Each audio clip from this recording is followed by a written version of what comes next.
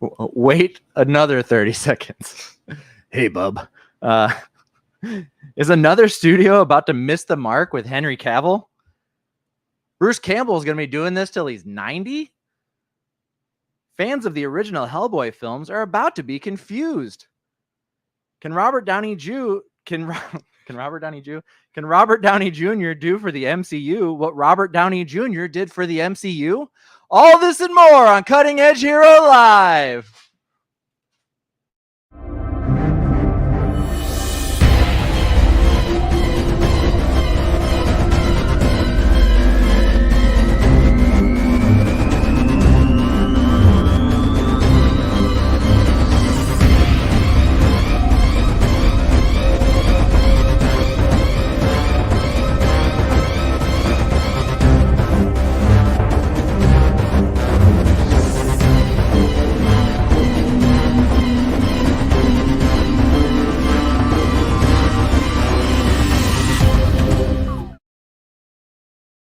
Welcome to Cutting Edge Hero! I am the Nerd King, Danny Stewart, and I am the host for this show. Joined this week, as always, by the ever adroit, the ever strong, the ever virulent, the beautiful Landon Felter. Landon, say hi to the nice folks. Hello, everyone. Hi, everybody. Welcome to the show. Glad you are in the chat. Billy Rhodes, it's good to see you. Yes, a simple slip of the tongue from Junior to Jew. I wasn't calling him out. I don't even know for sure that that's the case. I don't know how to speak. Also, I'm wearing a mask or whatever. Also this week, we should be joined in the comments by the human relations specialist and fact checker extraordinaire, Ben Stewart. Ben, when you get in the chat, say hi to the nice people. Everybody, this week has been a crazy week for nerd news. We have this week we'll be talking about a very, very spoiler-filled breakdown of Deadpool and Wolverine. We're also going to be talking about all of the big announcements from SDCC, San Diego Comic-Con, for those who aren't in the know, landed. Also, Batman the Caped Crusader is about to drop. We'll be talking about that. And the House of the Dragon Episode 7. House of the Dragon Episode 7 was this last Sunday. We'll be talking about that as well. Billy with a great Simpsons reference. I'm sorry, you'll have to speak up. I'm wearing a mask. Fantastic. But anyway, Landon, what is the nerdiest thing you have done this week? I have finally finished a game I've been trying to work on for a while called Disco Elysium. I know that you're not aware of that, but it's really good. It's a very well-written game. It's basically like a point-and-click adventure. It delves deep into like politics and existentialism and all that good stuff. And I finally finished it, and I'm happy I finished it. Yeah. It kind of sounds like the Shadowrun game for the SNES. Did you ever play that? I did not know. So Shadowrun is set in a world where it's like Tolkien's creatures, but in Blade Runner's timeline.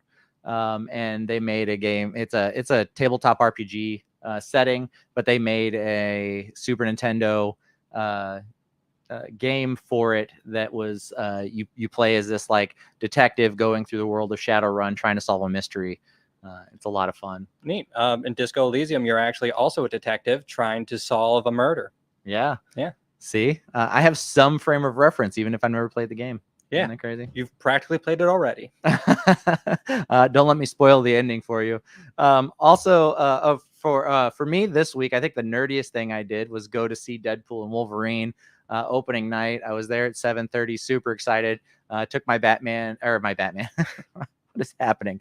Took my Wolverine helmet to the movie. Somebody mistook it for a popcorn bucket when I was walking up, and I was like, why'd they think this was a popcorn bucket? And then I found out there were Wolverine head popcorn buckets. So they legitimately had those out there. There was a series of popcorn buckets that came out. You know, there's the very fuckable Wolverine helmet. The Wolverine mouth one that was released in answer to the Dune popcorn bucket. And then there's the Deadpool head. There's one of baby Deadpool sitting in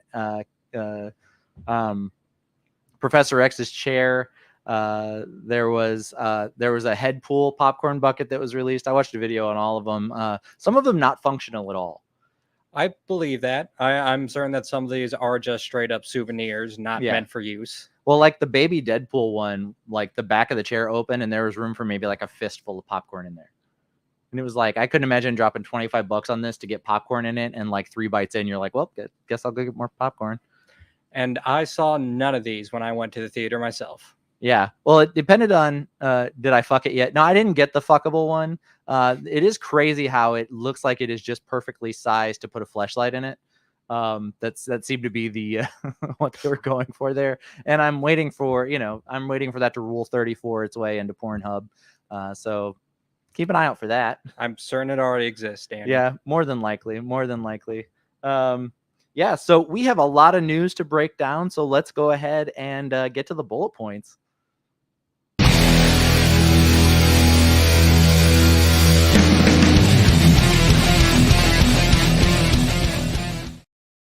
Welcome back to the show. We are in the bullet points right now.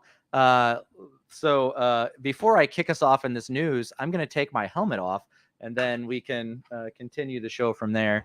But it has been a huge week for nerd news. On top of the release of Wolverine and Deadpool and Wolverine. Where are my headphones? There we go. Let me knock everything on my desk over. Cool beans. Turn these guys around. This is making for good television. That's the wrong side. Here we go. Look at that. I did it. Anyway, what a smooth transition, honestly. For our anime fans, My Hero Academia, the movie You're Next, which is going to take place between season 6 and season 7. Season 7 being the final.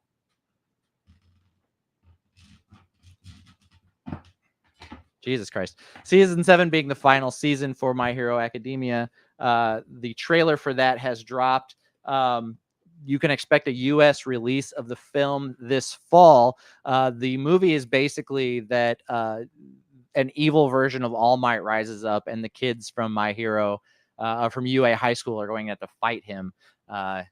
So it should be an interesting movie. Should be a good time. I don't even think that's comic book canon, but a lot of these anime movies are not. Deadpool and Wolverine is breaking some records. It is gaining on the Joker for being the highest earning R-rated movie of all time. So the Joker broke just over $1 billion, like almost $1.5 billion in its theatrical run. And Deadpool and Wolverine has already broken its Tuesday opening by about $12 million. And it is on track to be the highest grossing R-rated movie of all time. That doesn't surprise me at all. This is a very big movie. As we all know, we're all nerds. We've all seen the rise of Deadpool in cinemas so far. So it doesn't come as a shock to anybody. Yeah, it is literally the perfect time to be making Deadpool movies, in that Ryan Reynolds exists and is the real life version of Wade Wilson. So like, I couldn't have imagined if this movie had been made in the 80s and they'd have had to find somebody to play Deadpool. Like, there are people that wouldn't have been terrible Wolverines in the 80s. None of them Hugh Jackman. None of them at the quality that Hugh Jackman has brought to the character. But that being said, there were some actors who, like a younger Robert De Niro probably wouldn't have been terrible as Wolverine.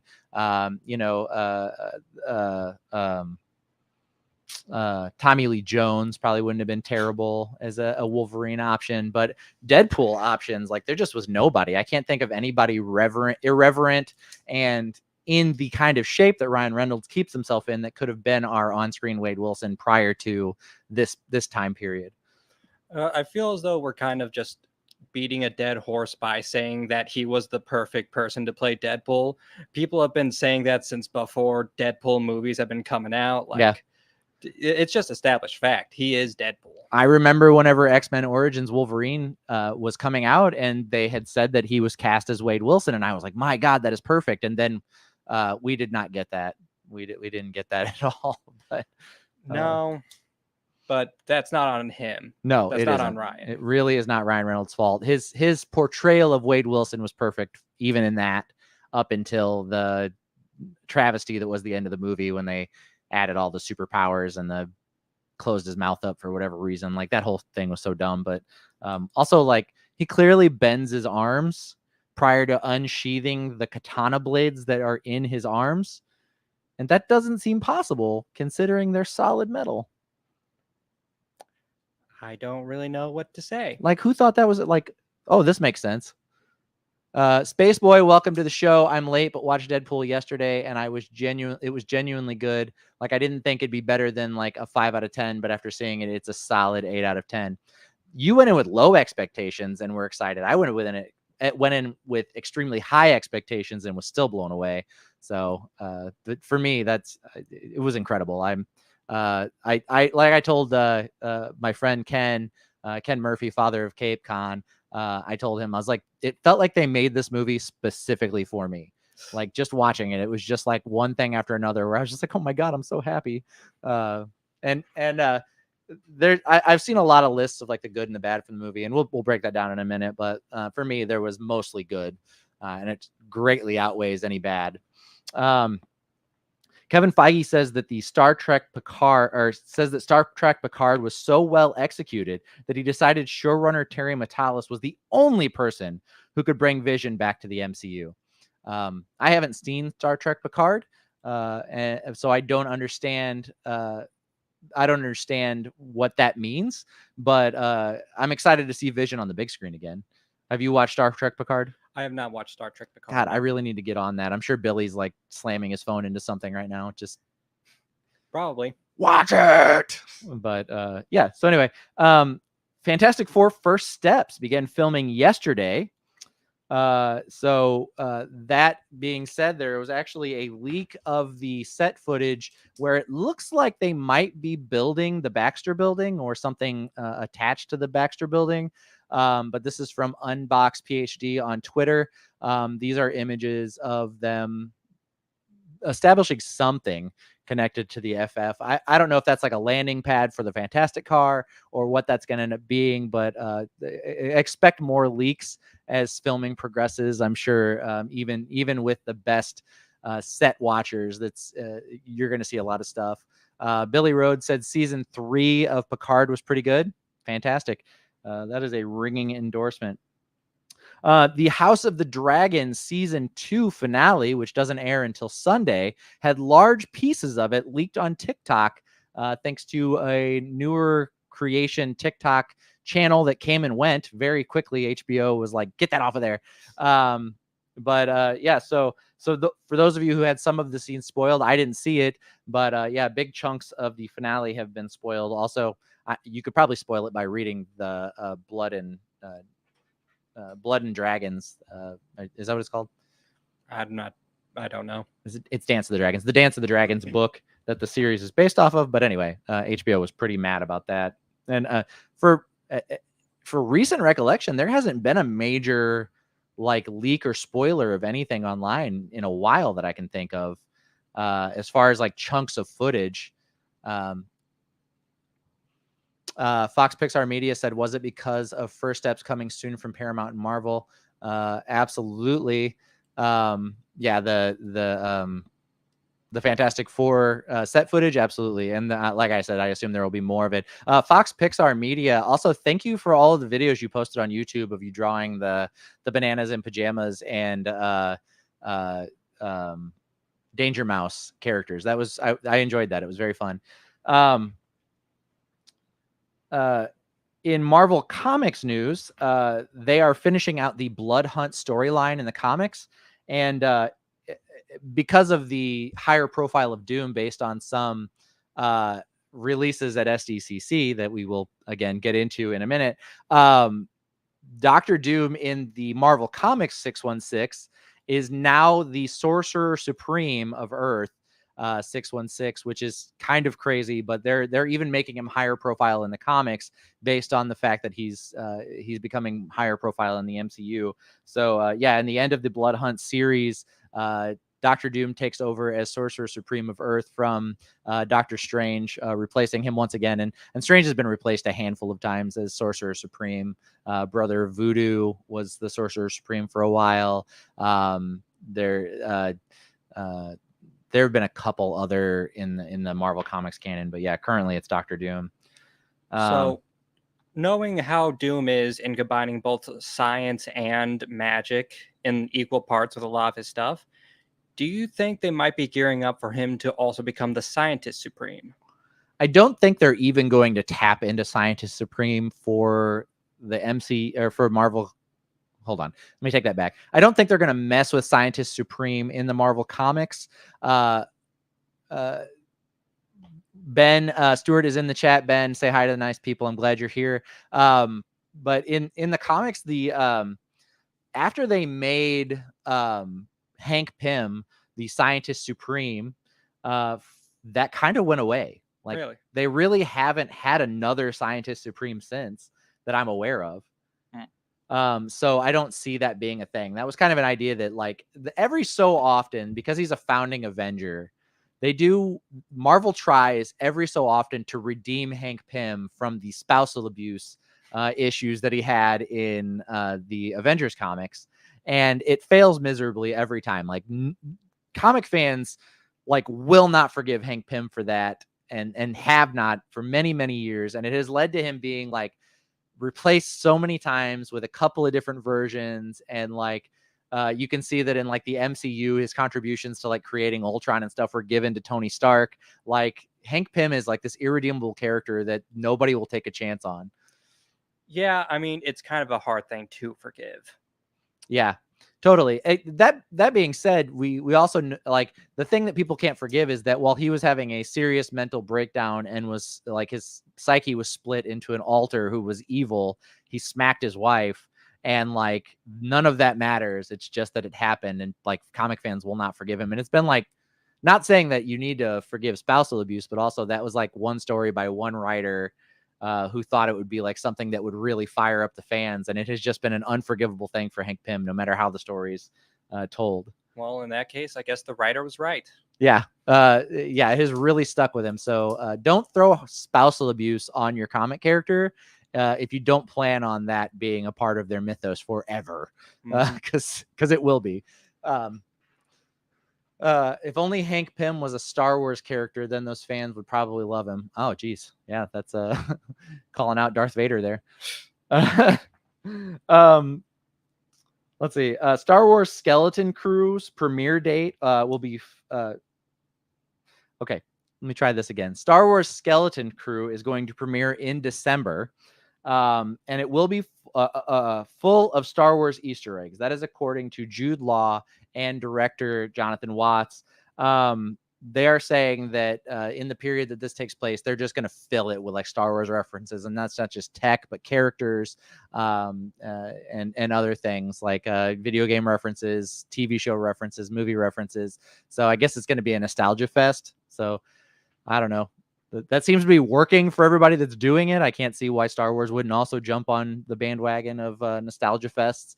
But we'll see what they do with it. I mean, I like John Watts. I think he makes good stuff. So, yeah, I mean, it'll be a lot of fan service, but as long as it's still good, then... People say fan service like that's a bad thing. I come to your properties to see the things that I like and excite me. Fan service isn't inherently bad. It can be done poorly, for sure. I have seen some terrible fan service moments. That doesn't mean it is inherently bad. If you just say, yeah, that was fan service, that's not necessarily derogatory, you know? Yeah, but it's always whenever... But like you said, it's always whenever they just throw it in as a way, thinking that it's a cheap way to get people's attention. Yeah. And then it's just done poorly. Yeah. Poorly sourced, shameless cash grabs where they just shoehorn something into a story.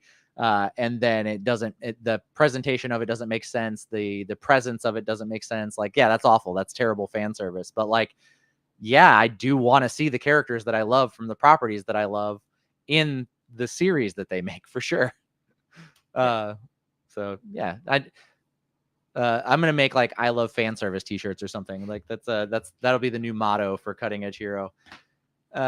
Billy Rhodes said if it's Robot Chicken style Easter eggs that are as numerous would get pretty old. Yeah, that's true. you know, the nature of Robot Chicken being inherently a spoof of whatever they're talking about, I think lends it a little more room and credibility to just randomly drop in like random shit. Hopefully Star Wars Skeleton Crew does a little bit better job with that, but we'll see. I mean, we'll either be talking about how great it is or how stupid it is. It seems like those are the only two sides of the coin we really fall on anymore, right? Pretty much, yeah. Yeah. Internet criticism. Well, Yeah. all criticism, really, but Yeah. This was a solid 5. I both enjoyed and disliked it at the same time. um, for another hit for our anime fans, Dragon Ball Daima will premiere October 6th in a world premiere invite-only event in Japan. So buy your tickets now or get on the list or whatever. But Daima is going to be a story that takes place in between the end of Dragon Ball Z and the beginning of Dragon Ball Super, where, very similar to Dragon Ball GT, a bunch of the characters get turned into little kids and they go on an adventure to get themselves adult again. So we'll see what that's going to do, but it's the first like major new introduction to the Dragon Ball mythos since Super was introduced. So that'll be exciting. And also it may be trash, but I hope not. I love Dragon Ball Z, so I'm really hoping it's going to be great. Also in Dragon Ball news, Dragon Ball Superhero Pops. Now, Dragon Ball Superhero came out in 2021, but the Funko Pop has recently announced that they'll be dropping pops for Dragon Ball Superhero. So you can see here, they've got the Cell Max pop. There's also going to be a Beast Mode Gohan, as well as the Orange Super Piccolo. Out of those, Piccolo is probably the one I'm most excited about. It was about time our favorite green babysitter got a form that lets him compete with the current characters. Yeah. Did you watch Superhero? I did not, no. No. Are you a Dragon Ball fan at all? I am a Dragon Ball fan. I just haven't kept up with anything modern. Okay. Yeah, I get it.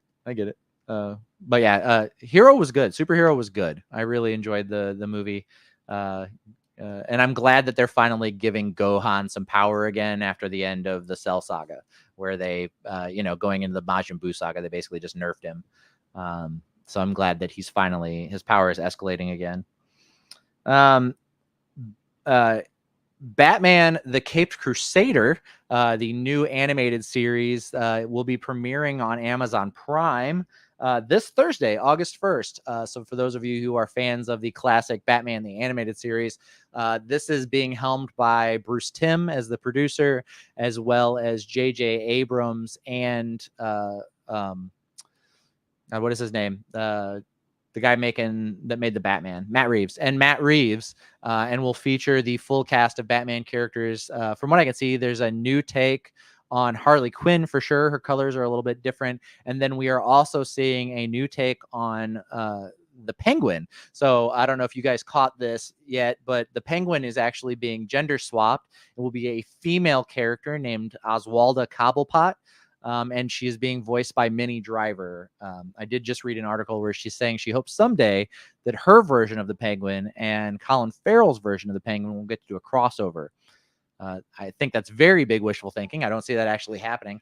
But yeah, the trailer for Caped Crusader is out now. It looks really good. I'm excited. It definitely has tastes of, hints of, notes of Batman the Animated Series in it.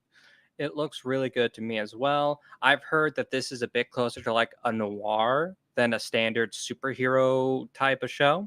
And I'm really looking forward to that side of Batman because we haven't gotten that in a hot minute. Yeah, we have like a real like 1920s aesthetic. And then this is also supposed to be like a Batman Year One story that takes place a little earlier in his timeline than maybe we got in the animated series. So it's an establishing series for a new Batman. We've gotten a lot of those in the last several years, with the Batman, and then I think Batman, the Batman cartoon series was also like a Year One Batman as well. So it'll be cool to see how they handle it and introduce all the characters. I know that in the trailer we see a un-Two-Faced Harvey Dent, and then also Harvey Dent is Two-Face. I saw Clayface in there. I saw the Riddler. Catwoman is in the classic like 1950s Catwoman like purple dress costume. And like I said, Harley Quinn is in it. And as far as I know, there hasn't been any sightings of the Joker for the series. Well, he's gonna pop up at one point or another. Absolutely. It's really hard to have anything Batman related and not include the Joker. I do hope not seeing the Joker means that they're gonna hold back on him just a little bit. I know that the guy playing Batman in this is already up against the stigma of having to match Kevin Conroy as a voice actor. Mm-hmm. His Batman voice is a little bit different, but it does kind of evoke notes of like the Kevin Conroy Batman performance. But whoever gets the role of the Joker is also going to be up against Mark Hamill as the Joker, which is like the most well-known version of the Joker. So it's those are big shoes to fill, I think. Man, now both the Batman and the Joker voice actors have something in common. Yeah, it's true. Constantly being compared to other people. Yes. Billy Rhodes said, I really like Mini Driver, but I hate the name Oswalda. Yeah, it's a weird choice. It's what was the Octavia? Was it Otto? Let's see. We're talking about a female Doc Ock. Female Doc Ock. It was just Olivia. Olivia Octavius. That's what it was. Yeah. Yes. I was trying to remember what the name was, but very similar to that. It was like, I think Olivia instead of like Otovia is a better choice. And I think Oswalda is a weird choice for a first name for a lady. Yeah. That's real. My parents wanted a son and I came out instead type of vibes. Should have been a boy. Which, hey, could play into the character. Who knows? Yeah, it could. And also, they'll be calling her the Penguin throughout the series. They probably won't mention Oswalda much more than in her origin. In more Marvel Comics news, in X-Men Heir of Apocalypse, Cypher, or Doug Ramsey from the New Mutants, has been selected as Apocalypse's heir, taking on the new comic book moniker of Revelation. You can see him here in this image in his classic gold and black, very much with hints of Apocalypse. So Apocalypse is looking to pass on his power and pass on his power and leave his mark and hope somebody can do better than he did in his time as Apocalypse. And so Warlock is one of his horsemen, as well as his wife. And I assume maybe there'll be a couple more in the comics. But what do you think of that, having a Apocalypse Jr. in the comics? I just don't understand why there needs to be an Apocalypse Jr. Where is Apocalypse going? That's a great question. So at the end of the Krakoa era of X-Men comics, they are reestablishing the X-Men in the main world because they lived on their own island for like a year, 2 years there. They're folding them back into society and making them part of it again. And part of that is that I think Apocalypse is going to be spending some time on Araco, and which is another alternate universe version of, well, not alternate universe. It's like a connected island of Krakoa that lives in another like pocket dimension, where like the original mutants or the people that it's a very convoluted story. I'm not going to get too far into it, but where Apocalypse comes from, basically.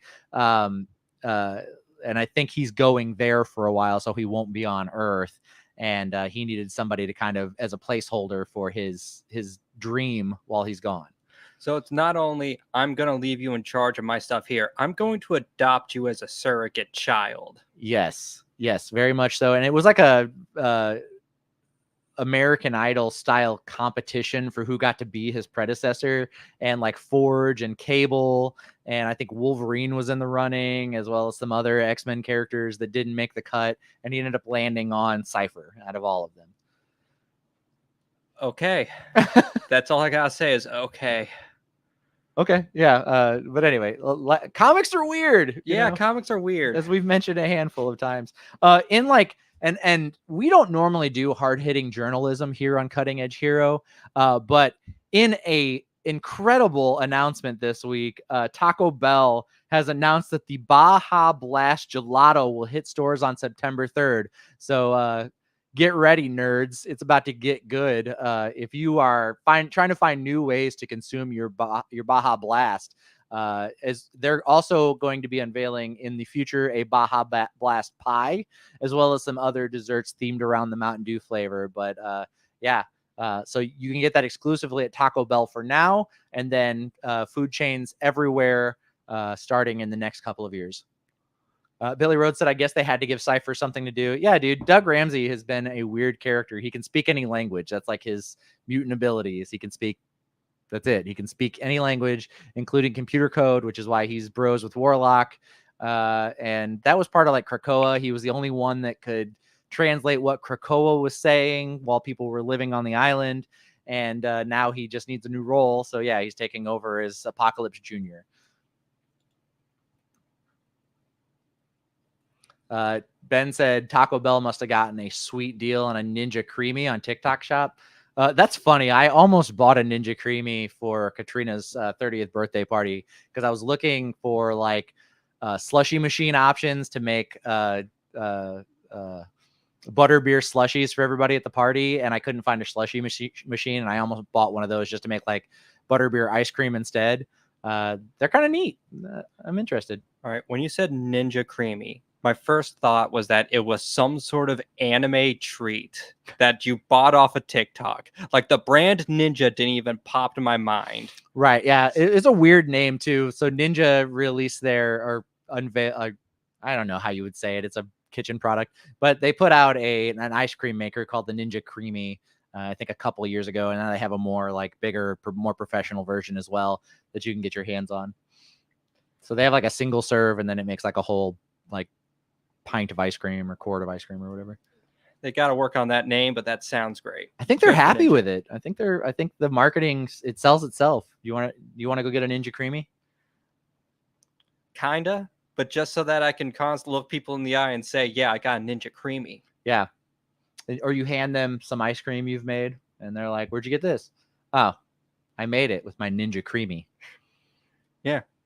Please enjoy this thing I made with my Ninja Creamy. Ingest it. Do you find yourself needing homemade ice cream and want to add flavors that nobody in the world would ever put together? We here at Cutting Edge Hero are happy to be sponsored by Ninja Creamy, the one and only single stop shop for all of your home ice cream making needs. Yes. Is it an innuendo? Definitely. Is it provocative?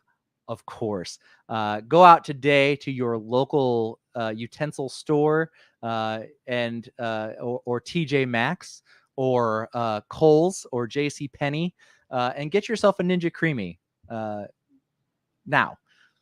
But not now. Stay for the end of the show. But then after that, go get you a Ninja Creamy if the stores are still open. I don't know. We run late sometimes. Spaceboy said I tuned out for a sec, and now we're talking about cramming. Am I saying that right? Cramming? Yeah, you're doing right. That seems okay. Is that like some new hip Gen Z lingo? It's Finnish, actually. Oh, interesting. A Ninja Creamy is just a Paco jet as made famous by the movie The Menu. That's what I live for right there, is references to The Menu, the hit of 2023. And then Spaceboy said, I can't spell. Oh, I'm sorry, Spaceboy. I thought you were introducing new lingo. I didn't mean to make fun of your spelling issues. I apologize. That was not on purpose. Please continue to send messages in the chat. I apologize. Amazon Studios has till December this year to pick a direction, just a direction to go with for their Warhammer 40K live action series starring Henry Cavill.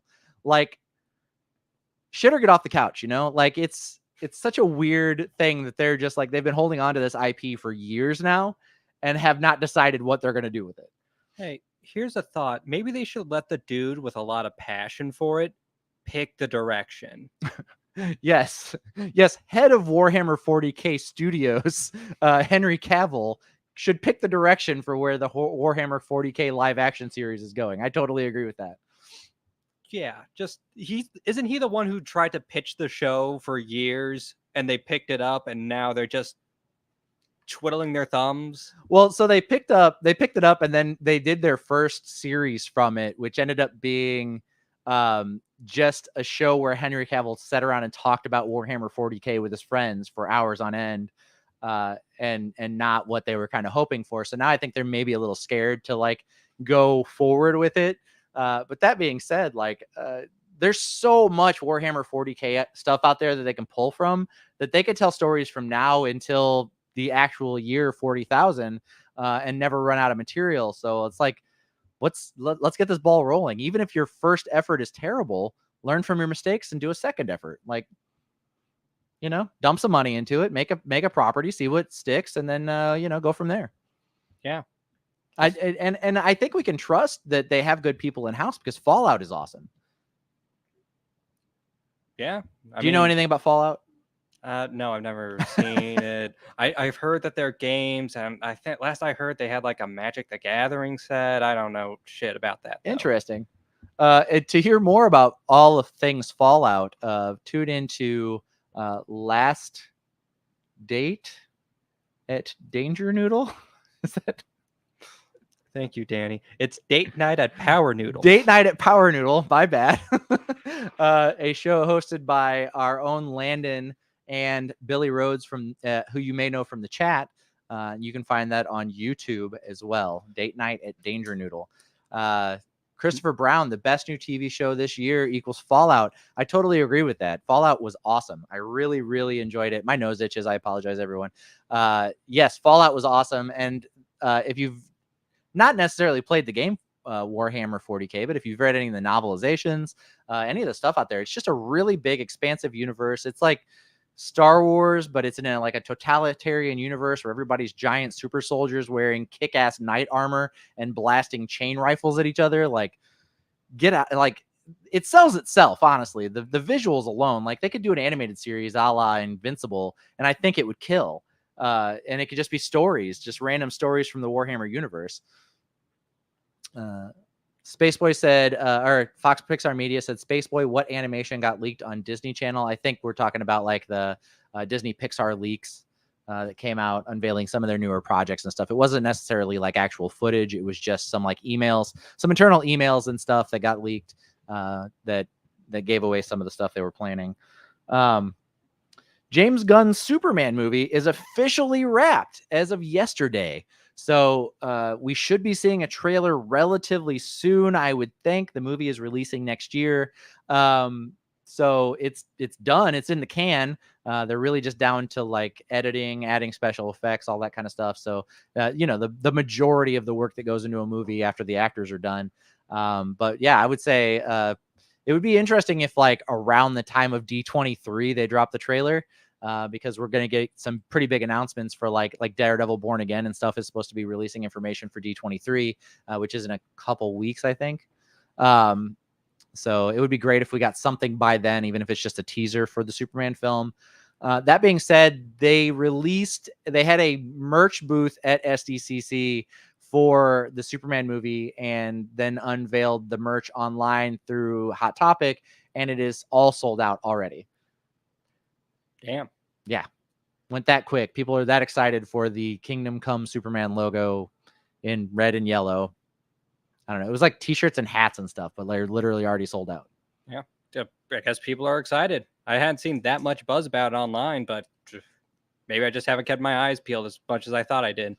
As with most things coming out, I'm apprehensive about the Superman direction because I've never seen James Gunn do something that I think fits the narrative for Superman or what Superman needs for a live action adaptation.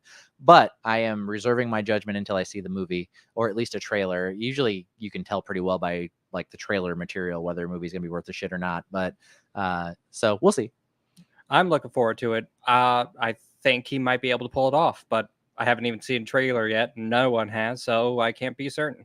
In a recent interview at San Diego Comic-Con, Fantastic Four First Steps director Matthew Shankman said that in his opinion, Wanda Maximoff is the 616 anchor being. Now, if you have seen Deadpool and Wolverine, and God, I hope you have if you're tuning into this show because we're going to spoil the shit out of it in a few minutes. Yes, Ben, like the Crow trailer, which I am not excited about that movie at all. And according to screening results, it is an almost unwatchable movie. So we'll see how that goes. The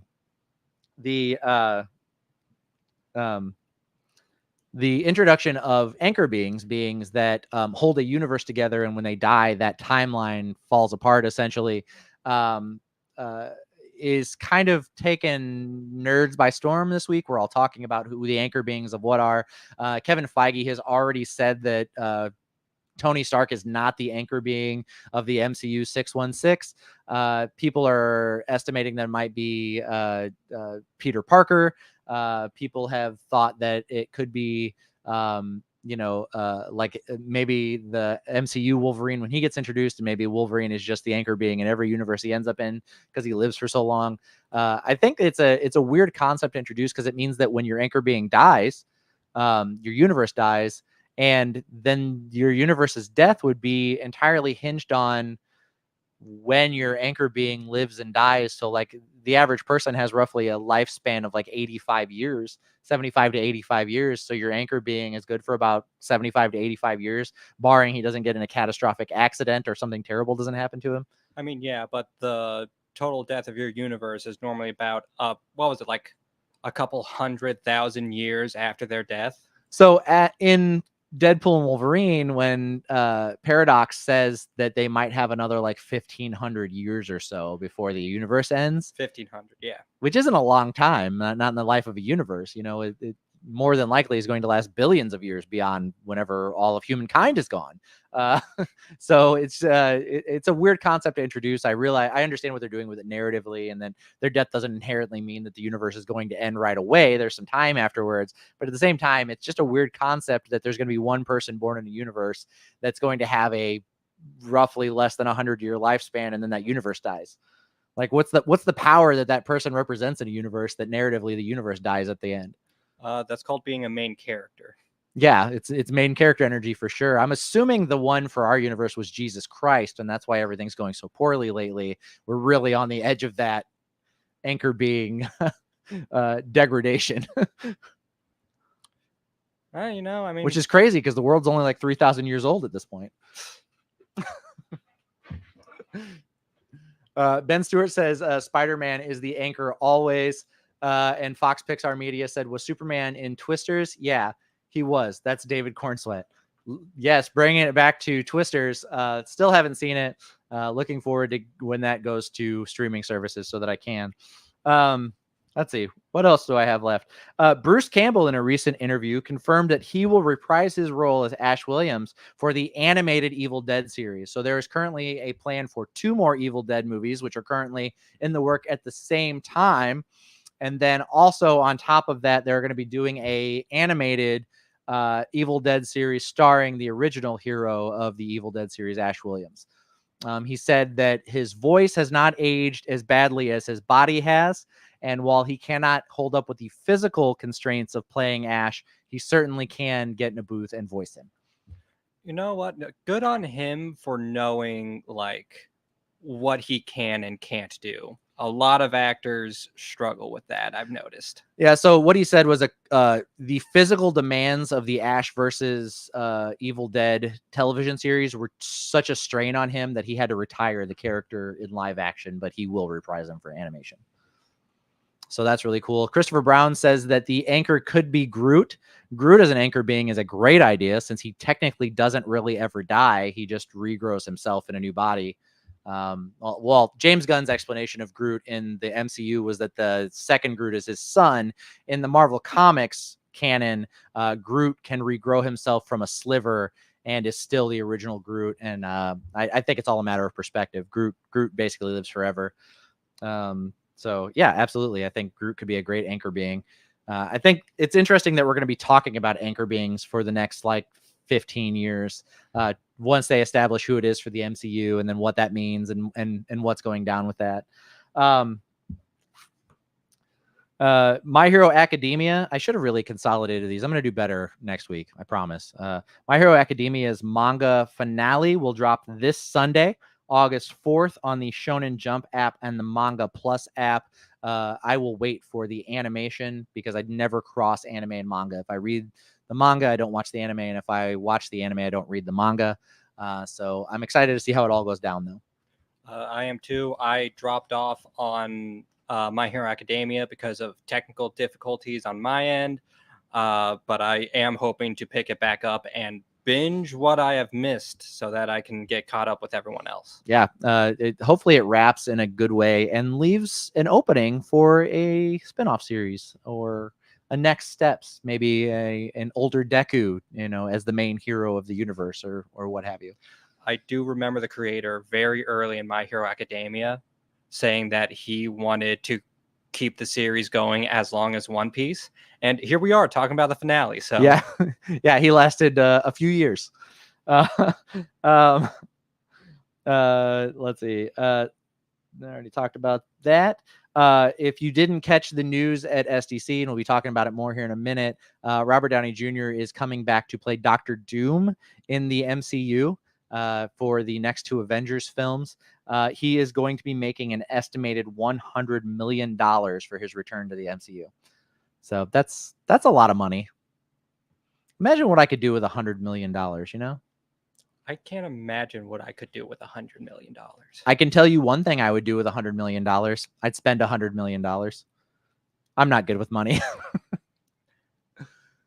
I would pay off all my debts, buy like a decent house, and then I don't know what I would do after that.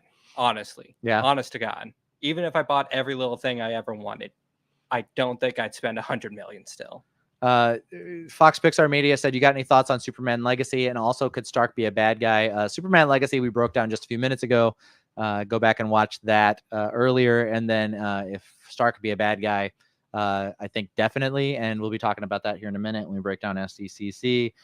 Mike Mignola, creator of Hellboy, says that The Crooked Man, the movie currently in production, is the most faithful adaptation he has seen yet.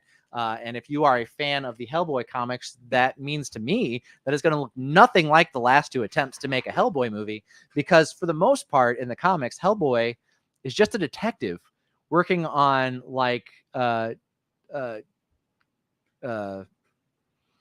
what's the word I'm looking for? Supernatural events and crimes, working for the is it? I'm drawing a blank on it. The paranormal. Anyway, the agency he works for. Billy Rhodes says, if RDJ is coming back to the MCU, why can't he just do blackface again and they could have kept the Kang storyline? I don't think I really have to answer why that's such a bad idea. Invincible season 3 is coming out, and they unveiled the new costume for Mark at SDCC. Here is a look at it. Now, for those of us who have read the comics, that's just a comic accurate second costume for Invincible. He keeps it for a long time in the comics, almost to the near the end of the series, before he changes costumes again. But they're entering the darkest part of the storyline, and the darker black and blue costume will be reflecting that. So that will be what Mark wears starting in season 3. Kevin Smith has unveiled the name for the third Jay and Silent Bob movie, which he is currently writing. And there's no announcements as far as when filming will begin or any of that kind of stuff. But it will be Store Wars, which is obviously an homage to Star Wars and the stores that, the store that they met, what we met Jay and Silent Bob at in Clerks, which has played a part of their story since their inception. You excited for a third Jay and Silent Bob movie? I didn't know they were making a third one. Yeah, just announced. I thought the first was good. Second was all right. Mm-hmm. Not super excited about a third one, but who knows? I have a lot of the View Askew comic books that take place in between the movies, including the Blunt Man and Chronic comic that the movie version of them is based off of, and the Chasing Dogma comic that is the story of what Jay and Silent Bob were doing between Finding Amy and Dogma, which is really very funny. They're all written by Kevin Smith. But yeah, I'm a big fan of the Kevin Smith Clerks verse characters. Like my brother and I basically started our identity on Jay and Silent Bob after Mallrats came out. And that lasted for many years before we, moved on from that. This surprises me none. Not at all. But even if the quality of the View Askew movies continues to get more and more or less good or degrade more as they go on. I'm always excited for more Jay and Silent Bob. And then also the 4:30 movie is coming out soon as well, which is the story of like Kevin Smith's life leading up to them making Clerks. So that's he's got a lot going on, that old fat man on Batman. And then in our final news, Wyatt Russell at SDCC interview said that Bucky is now a congressman, which is the job we're going to see him doing in Brave New World. I don't know how he gets from there to Thunderbolts, but I guess we'll find out. How did Bucky get elected? I'm not sure. But that question, based in the timeline we are living in, is kind of weird because there's a lot of ways that people who shouldn't be elected to things can get elected. Yeah, you know what? That's fair. Yeah, I'd say it's well within the wheelhouse of possibilities, at least for the world we live in. Yeah. You're right. I spoke that, and as soon as you were like, yeah, a lot of people who shouldn't be elected get elected. I'm like, yeah, no, you're right. You're right. Yeah, I mean, politics in general is a very confusing space to end up in. I'm trying to keep track of if we're getting any comments on our Instagram Live. If you are in the Instagram Live and I'm not responding to your comments, I apologize. I can't see them in our streaming app, but I am watching the app down here on my phone. But anyway, that is it for me on bullet points. Landon, what do you got? All right, so bit of news from video game world. First and foremost, video game actors across the industry are going on strike for AI protections right now.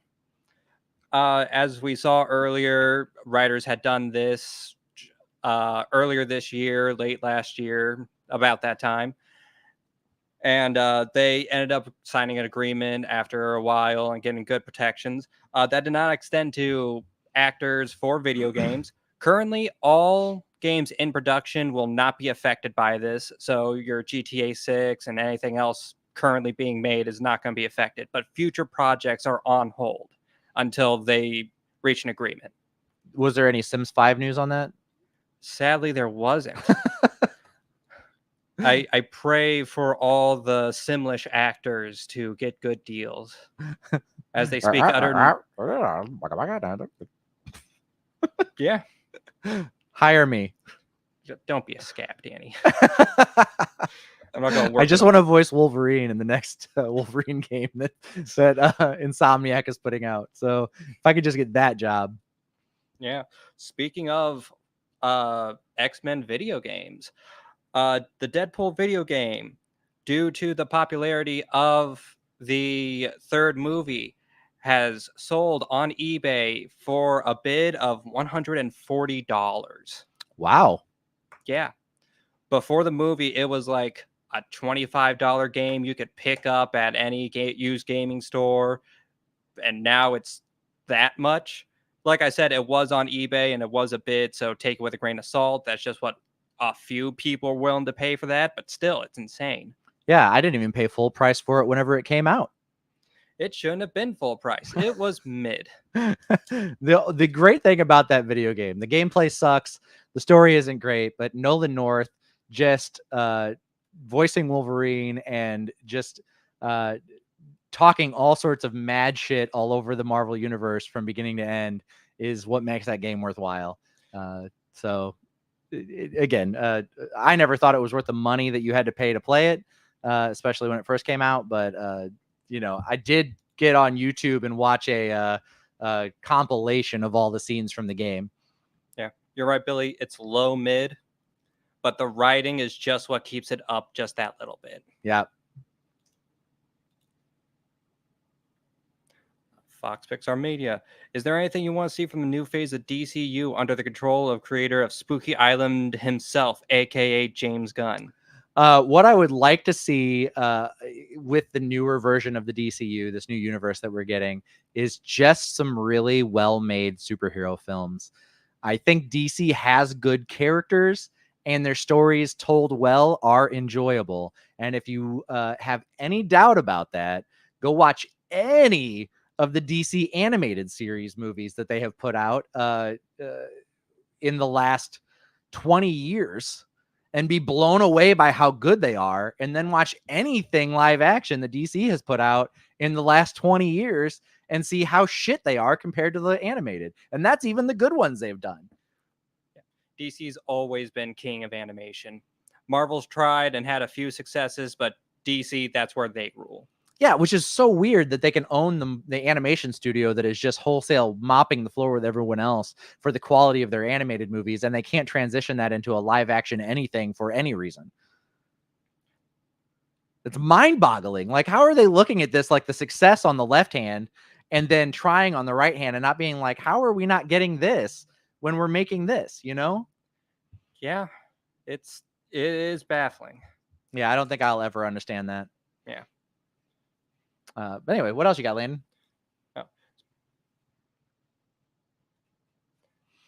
Ben, yes, Batman Cape Crusader drops on Amazon Prime tomorrow. And yes, it is already leading with a 100% on Rotten Tomatoes. And from what I've seen, it looks like it's gonna be good. I'm kind of excited. Yeah. Fox Pixar Media said, I just hope that the current Superman doesn't fly around the earth backwards. It's Christopher Reeve's Superman is still for me one of the best live action Supermen, and it's hard to top what he did. And I think Richard Donner was onto something there, for sure. Yeah. Anyway, Activision has tested randomly disabling skill-based matchmaking for Modern Warfare 2. And would you guess that people hated it? There was a change to something on something, and people hate it. I am shocked. Well, it's a bit more than just people hated it. They didn't know it was going on. So skill-based matchmaking looks at your stats as a player. You know, if you won a round, your kill-death ratio, things along those lines. It essentially tries to match you with people that it's going to be fun to play against, right? Exactly. Okay. The people of equal skill. And they noticed that for people they turn this off for, they would spend less time on the game, spend more time away from the game, and just generally lower playtime. Yeah, it's games that are incredibly easy and offer no challenge whatsoever aren't as fun as games that are hard to defeat, leading you to feel a sense of accomplishment when you play them, except for some reason, the Lego games, which are impossible not to finish, and yet somehow still fun to play. Yeah. But yeah, if I was dropping into Modern Warfare and they were using and the skill base is on, they're pairing me against a 5-year-old with a dead controller, and not people who are one-shotting and running around the map like crazy people with the toggle speeds at 100% and their zoom all the way up, like because I'm just not good at first-person shooters. And I would hate to get into a lobby where I'm playing people that are actually good at this game. Yeah, I know for a fact for some of the few online games I have played that didn't have that, I was not having fun. Yeah. And last bit of news. Bungie has announced layoffs, claims it was overly ambitious with hiring. So for our Destiny 2 players out there, I know there are quite a few, you may be affected by this in the future. They might see slower changes in the game. I mean, recession's hitting everyone, including Bungie, and it's probably symptomatic of what we can kind of see going forward is that businesses are kind of going to be trimming the fat off of their industry for right now, and hopefully we see a turnaround on that. But I would also sometimes it is a common business practice to staff for the business you want to do, not for the business you're currently doing. And unfortunately, whenever that happens and it doesn't work out as well as you hope, you then sometimes have to turn around and do some layoffs. So it doesn't inherently make them bad guys to have to fire some people. Like, this just happens within companies. But at the same time, it's all about how the management and the heads of the company handled the layoffs. If there were severance packages, if people got to keep their benefits for a while, if they weren't initially like immediately kicked out, had their desk cleaned out, didn't make another paycheck, got put on Cobra benefits almost immediately. There's good ways and bad ways to do this. Yeah, of course, just like anything in business. Mm-hmm.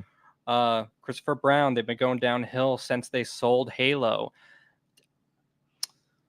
I do. I think I don't necessarily want to argue with you on that because it's an opinion, and I'm not going to tell you you're wrong. But I do feel like Halo's quality went downhill when Bungie sold it, and I thought Destiny was a really good game when it came out. I haven't played any of Destiny 2, but it was kind of a return to form for what Bungie had previously done with Destiny prior to Microsoft taking over that IP. I can't really say much about Bungie. I personally don't play very many of their games. Of course, I've played some of the classic Halos and I played a little bit of Destiny, but it's not something I've really kept that much of track of.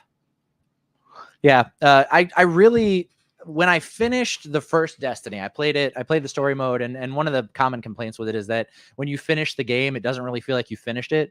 Like you just do this mission and then it like goes back and it does like the final cutscene narrative or whatever, and it's like, thanks, you saved us all, and it's like that was it. So like Destiny doesn't have a satisfying ending, at least not in the first game, first iteration. That being said, they dropped a ton of DLCs and new storylines, and then put out a second game that was a vast improvement over the first one, and that's had 5 DLCs now that add to the game. And then I think they're still planning like a Destiny 3 eventually. I've never played Destiny 2. I just didn't get back into it after the first one, but I could see where it would be fun to play. So maybe someday we'll break it down, Landon. Maybe. But that is all the news I have. All right. Well, this has been Bullet Points.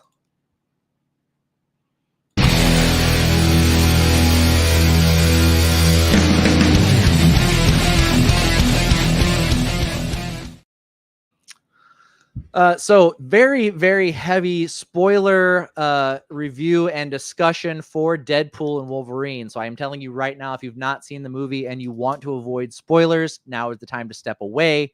We are going to be talking about the movie and just random bits of it that I loved. Landon, you've seen it now, correct? Yes, I watched it yesterday. You watched it yesterday, got ahead of the ball for today's episode. Overall, what did you think of the movie, Landon? I thought it was great. Yeah. I loved it. I was laughing. I got a little emotional at times. I just thought it was great overall. I don't know what more to say. It's a Deadpool movie. Yeah. I loved it. It was not a perfect movie, I don't think, but the movie was perfect for me. I hope that makes sense to you. The sheer superhero porn that this movie was, just blew me away. I just loved every second of it.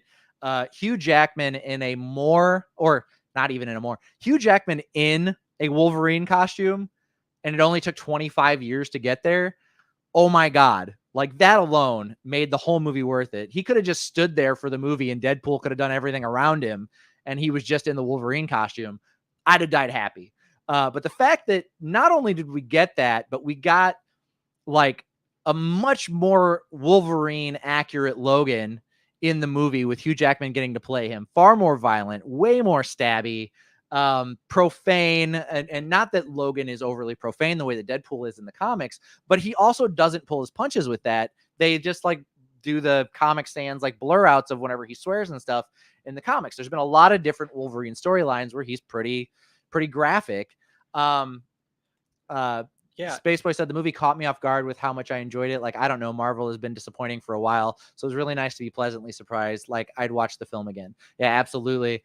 But I haven't heard a lot of people talking about this, and weirdly, it was like my favorite part of the whole movie. But seeing Hugh Jackman in the Age of Apocalypse Wolverine costume, like comic accurate Age of Apocalypse Wolverine, the big hair, the stump hand, the full on like 100% comic accurate. Like nothing else in the movie was like, well, maybe with the exception of Gambit, nothing else in the movie was like 100% comic accurate costume, except for, well, with the, I guess Deadpool's costume is pretty comic accurate.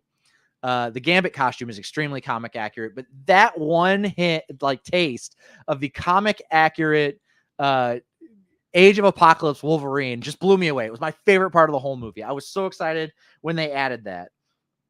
I've never been a fan of the brown costume. I know a lot of people are, because those are his like more hardcore storylines. He was the original Wolverine comics introduced him in the brown and yellow costume as opposed to the blue and yellow. But for my money, I've always preferred the blue and yellow and black costume. But it was cool to get to see a more comic accurate brown and yellow costume on screen as well. So, but just for me, Age of Apocalypse, man, that was so awesome. Comic accurate small Wolverine was also great to see. It was a good joke. Calling him comic accurate Wolverine was a bit off. Comic accurate Wolverine is 5'3". That version of Wolverine was about 4'5". So still a little small, and also Wolverine is just solid muscle, just big. Like he's little and like massively wide in the comics, and this guy was like scrawny. Like scrawny. It was a fun joke. I laughed. I definitely laughed.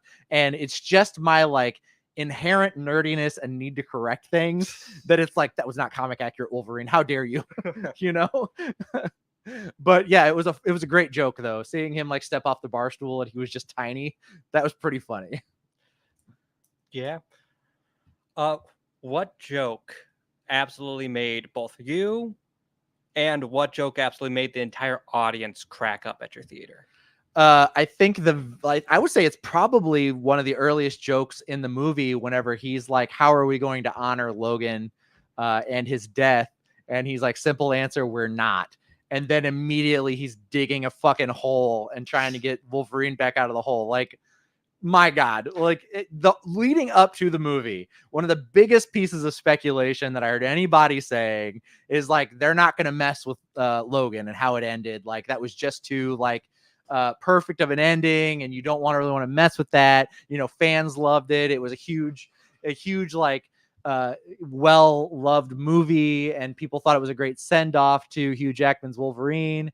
And so the fact that like the answer to that question that we asked for almost 3 years was like, we're not, fuck you guys. was like, the balls on these people. Like, that could have easily like been a huge backlash. People could have just like thrown a fit, like given up on the movie. Like the age that we live in on the internet, the like, don't say anything that upsets me, or like we're all gonna come after you. Like, that could have really been a huge backlash on that. And thankfully it was played well. It landed well. But I believe that, and God, what's another really good? There were so many jokes in that movie.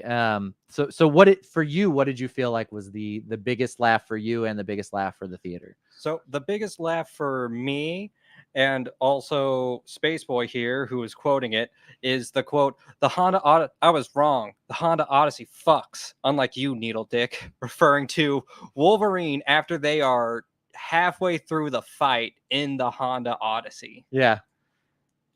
The Wolverine and there's a lot of like incredible scenes in this movie, and the first fight scene between Wolverine and Deadpool is pretty great.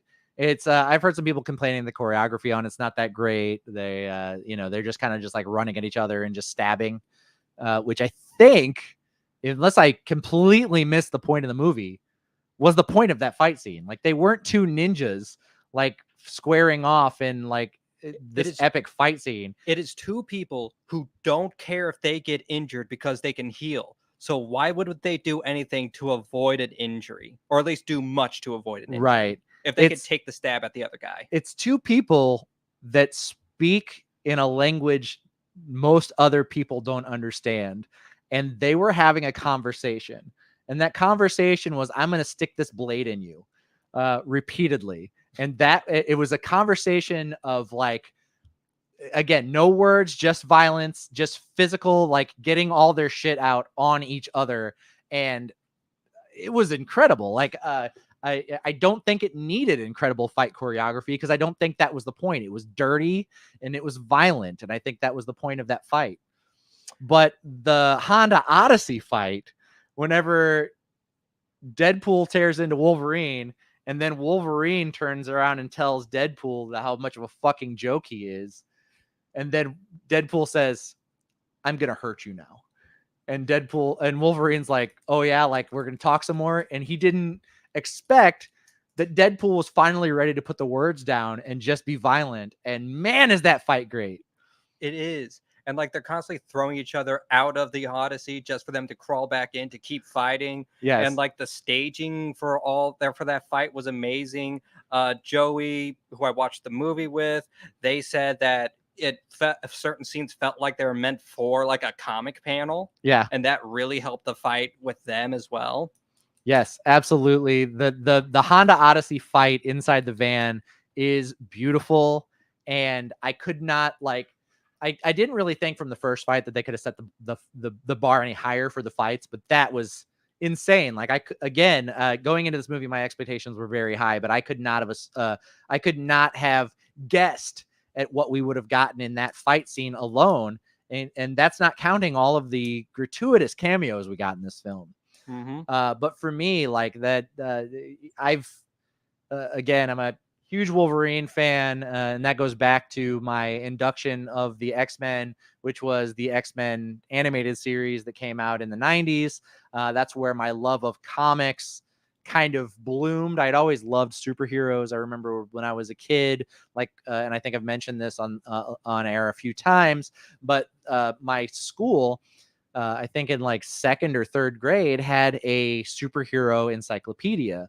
And this encyclopedia was a DC Comics superhero encyclopedia. So it had all the Batman and Superman characters in it. I've always been a Batman fan since I was little.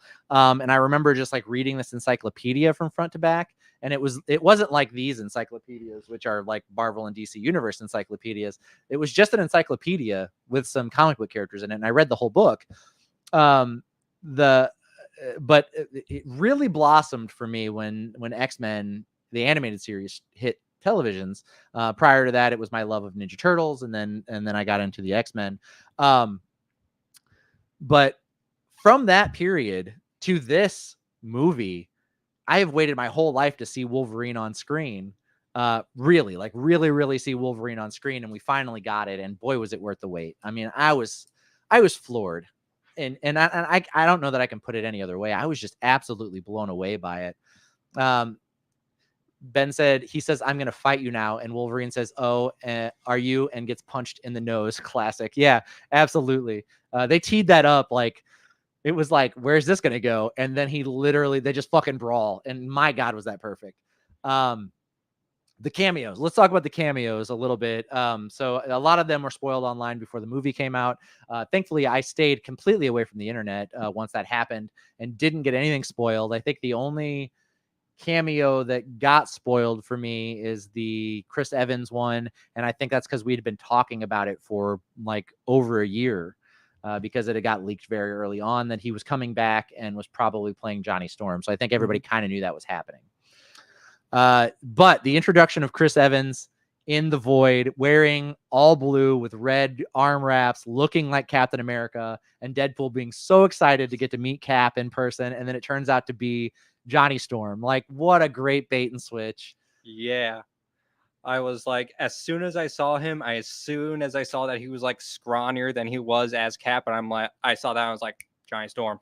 They're doing a Johnny Storm. I saw, and I'm probably not the only one that saw this, but I definitely recognized the original Fantastic Four costume underneath the top of it was peeking out under the hood. Mm-hmm. And I looked over at Katrina and I said, "He's about to say flame on."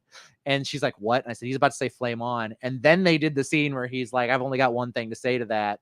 And then Deadpool's like, "Avengers Assemble." And he's like, "Flame on." And I was like, "I fucking told you." So that was pretty awesome. I loved that. The Fox cinematic universe, Marvel characters showing up. I know that it had been like wouldn't it be cool if Wesley Snipes showed up as Blade? And that was mentioned a few times. People asked Wesley Snipes about that before the movie came out. They asked him about like him and Ryan Reynolds' beef from Blade Trinity.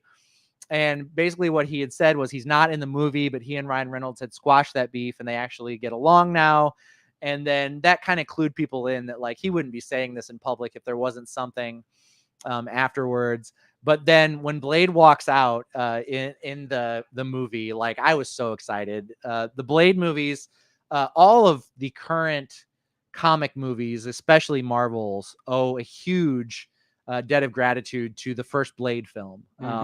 It really established the broader Marvel superhero properties. It's led to X-Men being made, which is what led to Spider-Man being made, which is all stuff that like nobody thought could get turned into films. Like it was total anathema to Hollywood. They didn't want to make them. If it wasn't Superman or Batman, they didn't want to make these movies. And if they did make them, they were huge changes from the comic canon, i.e. the Dolph Lundgren Punisher, as well as some other superhero films that we got back in the day. The completely unwatchable original Fantastic Four movie, which got leaked onto the internet. If you've never seen it, it is a trip. That movie is really bad, really hard to watch, but as a like tongue-in-cheek version of live action Fantastic Four, it's hilarious. But the fact that Blade just walks out and it's Wesley Snipes, he's not taking himself overly serious, which was one of the problems with Blade Trinity. He refused to be called by his real name. He wanted to be called by Blade.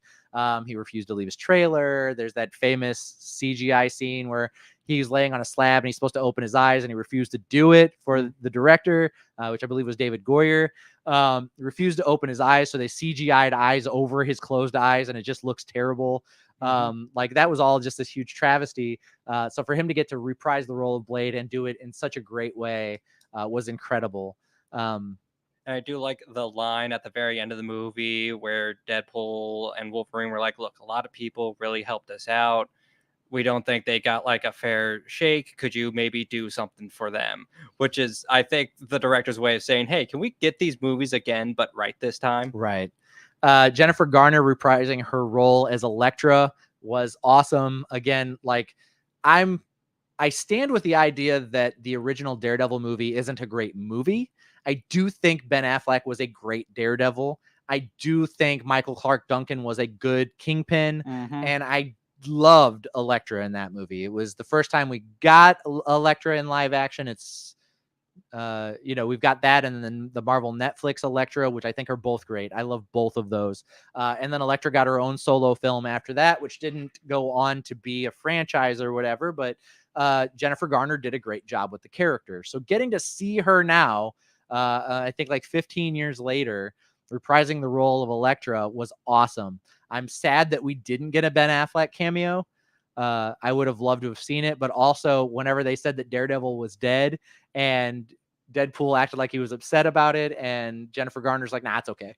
Like just cueing like the fact that they met on the set of Daredevil, they got married, they had kids, they got divorced. He left her and he was cheating on her, and then he left her, and then it's the whole thing with J-Lo or whatever. But like her being like, and I think she said multiple times they're good co-parents, they're good friends, they just can't be in a relationship together. But her getting to make that joke like, it's fine, we don't need him, was pretty great. The Channing Tatum gambit. So we had heard several times that this was going to happen, that he was going to be in the movie as Gambit. Obviously, my first choice for the Ragin' Cajun is not Channing Tatum. No, it is not. And I don't think that seeing him in this movie as a live action Gambit changed that for me. Go ahead. I thought he did serviceable. I thought it was all right. I feel as though his character was more, he fought and he did like the Gambit things, but he felt more for comedy with like his bad dialect work. That's exactly what I was going to say. Everything, like all the other reprisals, was just like, holy shit, Elektra's in this movie. But Channing Tatum as Gambit had the same power as Channing Tatum in This Is the End, when he shows up as the Gimp that Danny Trejo has made his own sex slave. I never took it seriously, not for a second. I wasn't like, holy shit, Gambit's in this movie. I was like, oh wow, Channing Tatum gets to play Gambit in this movie. I was never like caught up in it to where I was like, that's Gambit, you know? Yeah. Which is funny because I keep hearing like or seeing quotes from Channing Tatum being like, yeah, Ryan Reynolds really fought for me to be in this movie, and I'm super grateful for him to do that. So I don't know if this was like an attempt to be like, hey, I'm down to be Gambit or what. Yeah, as far as actors who stole the show, Channing Tatum was not it. Like, I'm not looking forward to a solo live action Channing Tatum Gambit movie. I'm glad he got it out of his system. I hope that when we finally I did mean Danny McBride. What did I say?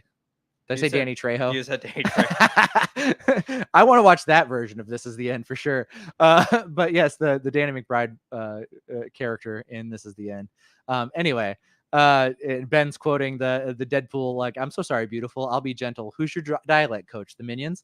Yeah, that was great. And the fact that they brought him in and then he's trying to do this like Cajun accent, and even Deadpool made a joke about how bad it was. Like, I hope that when we finally do get a live action Gambit, that is by a person who actually has a French accent or at least is good at it, because Channing Tatum wasn't it. But yeah, that was great. The fact that like the actors who couldn't reprise their characters for the roles just got recast as different actors. The fact that we got the Colin Farrell Bullseye, but it's a black dude. The fact that we got a new Juggernaut and Deadpool says, "Oh, you must be this year's Juggernaut," was such a great joke. And that guy, for those of you who don't know, the guy that played Juggernaut in that is the guy that played Dude in Free Guy. He was the body double for Dude, who showed up and played the Juggernaut. Juggernaut went down easy. Never in the comics has Wolverine been able to just cut Juggernaut. He's kind of impenetrable or impervious to damage, but that version of Juggernaut, very penetrable, very pervious to damage. So you know how it is with like supervillain teams. Individually, they're hyper competent, but when they all team up, suddenly they're terrible. That's usually true for most people fighting in a group. If you're not practiced at it, you're usually pretty terrible at it. At least that's been my experience, fighting a group of people. But yeah, so Juggernaut goes down easy. Probably the easiest defeat of Juggernaut I've ever seen, with the exception of maybe that time the Hulk knocked him out in one punch. The brown costume Wolverine and the MCU Hulk showing up in that scene. Incredible. Couldn't have guessed that was going to happen. Could not have. Yeah. I wish that they could have broken that up and had the original Wolverine costume where he's got the cat whiskers, yellow costume against Hulk, and maybe not necessarily the brown costume. I know that there's been a couple of times they've met and they've been in the two different costumes, because Wolverine's origin is in a Hulk comic where Hulk and Wendigo are fighting. But then there's also the classic John Byrne brown costume Wolverine fighting the Hulk. And he was fighting Gray Hulk in that. So there's been a couple of instances where they fought each other. So that was great. The fact that we got the Hulk in this, again, it's not like they mocapped a new Hulk stuff. They just used the existing model. Spaceboy said, "Who was that bald woman again? Loved her. What's wrong with you? I wish I knew." So that was Cassandra Nova. She is a character from the X-Men comics. She originates from the Grant Morrison New X-Men run, where she was introduced as a villain. So she was an evil entity that made its way into Professor X's mother's womb. She is made of the genetic material of Professor X. They're technically twins, but she is not of human origin. She's technically an alien. And in the womb, Professor X could sense how evil she was and strangled her to death with the umbilical cord. And but the entity existed still, even though the body died, and then eventually made her way into another cloned body of Professor X, and then became a villain known as Cassandra Nova. And she's technically the twin sister of Professor X, although not really. It's a weird, comics are weird. But yeah. Let's go a step further and say Grant Morrison's comics are extra weird. Grant Morrison comics are extra weird. That was the X-Men team that introduced the leather costumes from the movie into the main comic book canon. That's where you see Wolverine in the black.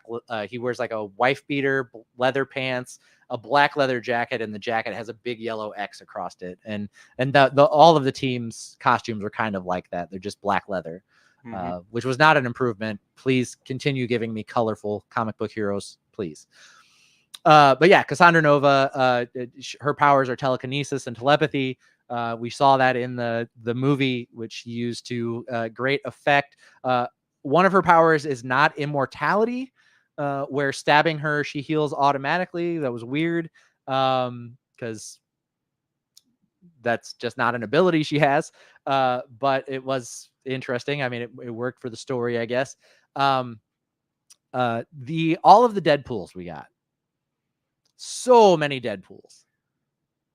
Well, let's be a bit more specific. We got one other Deadpool that got a lot of screen time, and then we got a flash in a pan crowd scene of a bunch of different Deadpools. So we got the comic accurate Deadpool Corps, which was incredible because Deadpool in the comics is part of an alternate reality team of Deadpools called the Deadpool Corps, and it is comprised of our main 616 Deadpool, Lady Deadpool, Dogpool, Kidpool, Headpool, and I feel like there's one more. But anyway, and they're a comic book team like X-Force and the X-Men. They showed up on screen, and we get a version of Deadpool that doesn't have L cancer and doesn't have the healing factor, and also works as a mercenary, but is like the nicest guy in the world. And he's the antithesis of what the main Deadpool is. He's not skeezy. He doesn't make a lot of sex jokes, and he's clean and wears a shiny costume and doesn't want to hurt anybody, which is weird when you're a mercenary, because that's kind of your job. And he does break the fourth wall, which is hilarious. He cuts to camera and says, "The proposal," which is great. Like, it was so funny. And then, like I said, he doesn't have healing factor, and then the Deadpool Corps shoots him because Deadpool holds him up as a shield, and then Deadpool continues to use him as a shield so that he can, in fact, get his gold-plated Desert Eagles, which is, I saw it coming, but it was still hilarious when it happened. Mm-hmm. Yeah, but so we get that Deadpool, which is great. I think people were thinking he was going to be like a ninja Deadpool when they saw like screen caps of him or whatever, because like leaks of that scene happened prior to the movie, and everybody was like, this must be like samurai Deadpool or like ninja Deadpool that we're getting. No, it was Nice Pool. We got Nice Pool. We also got, and this was the cameo that everybody kind of went back and forth on, whether it was going to be Blake Lively or Taylor Swift. Everybody kept saying Taylor Swift is not in this movie. They were correct. Other than her music, she does not appear in the film. This was Blake Lively as Lady Deadpool, which was awesome. I think that was a great it was a great decision. I don't know if it was her in the costume, but it was her doing the lines. We got one of the Wrexham players off of Rob McElhenney and Ryan Reynolds' Wrexham soccer team as the Welsh Deadpool. Mm-hmm. Their Ryan Reynolds and Blake Lively's daughter played Kidpool. Their newborn child played Baby Pool. Billy Rhodes said, speaking of which, I thought the proposal was pretty funny. Absolutely. Sandra Bullock, can't go wrong. But anyway, the only recipient of both the Razzie and an Oscar in the same weekend. Yeah, please.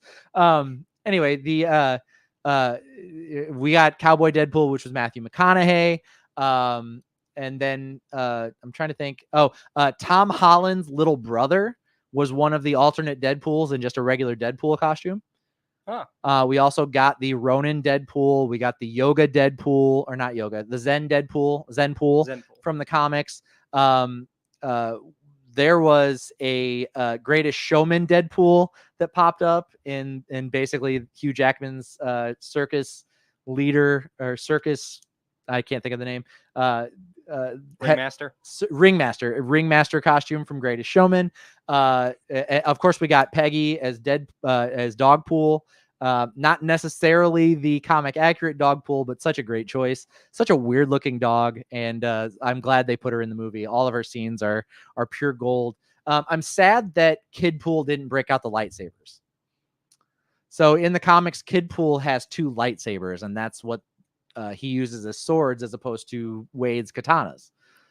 Okay, are they plastic lightsabers that he manages to swing so hard that they kill people, or real lightsabers? No, they're legitimate functioning lightsabers that he stole from an alternate universe. And I do believe when they were introduced in the comic, they make a joke about Disney suing them for using lightsabers in the comic, and which wouldn't have been a problem now. They could have totally had them be lightsabers. And I'm just sad that that's not what we got, because it was a great opportunity to like cue up some Star Wars music and like have him break out or have her in this case break out the double lightsabers. Yeah. But yeah, we also got the so I don't know if you had this problem, but Katrina and I did. But in the fight scene with the Deadpool core, did you lose the main Deadpool?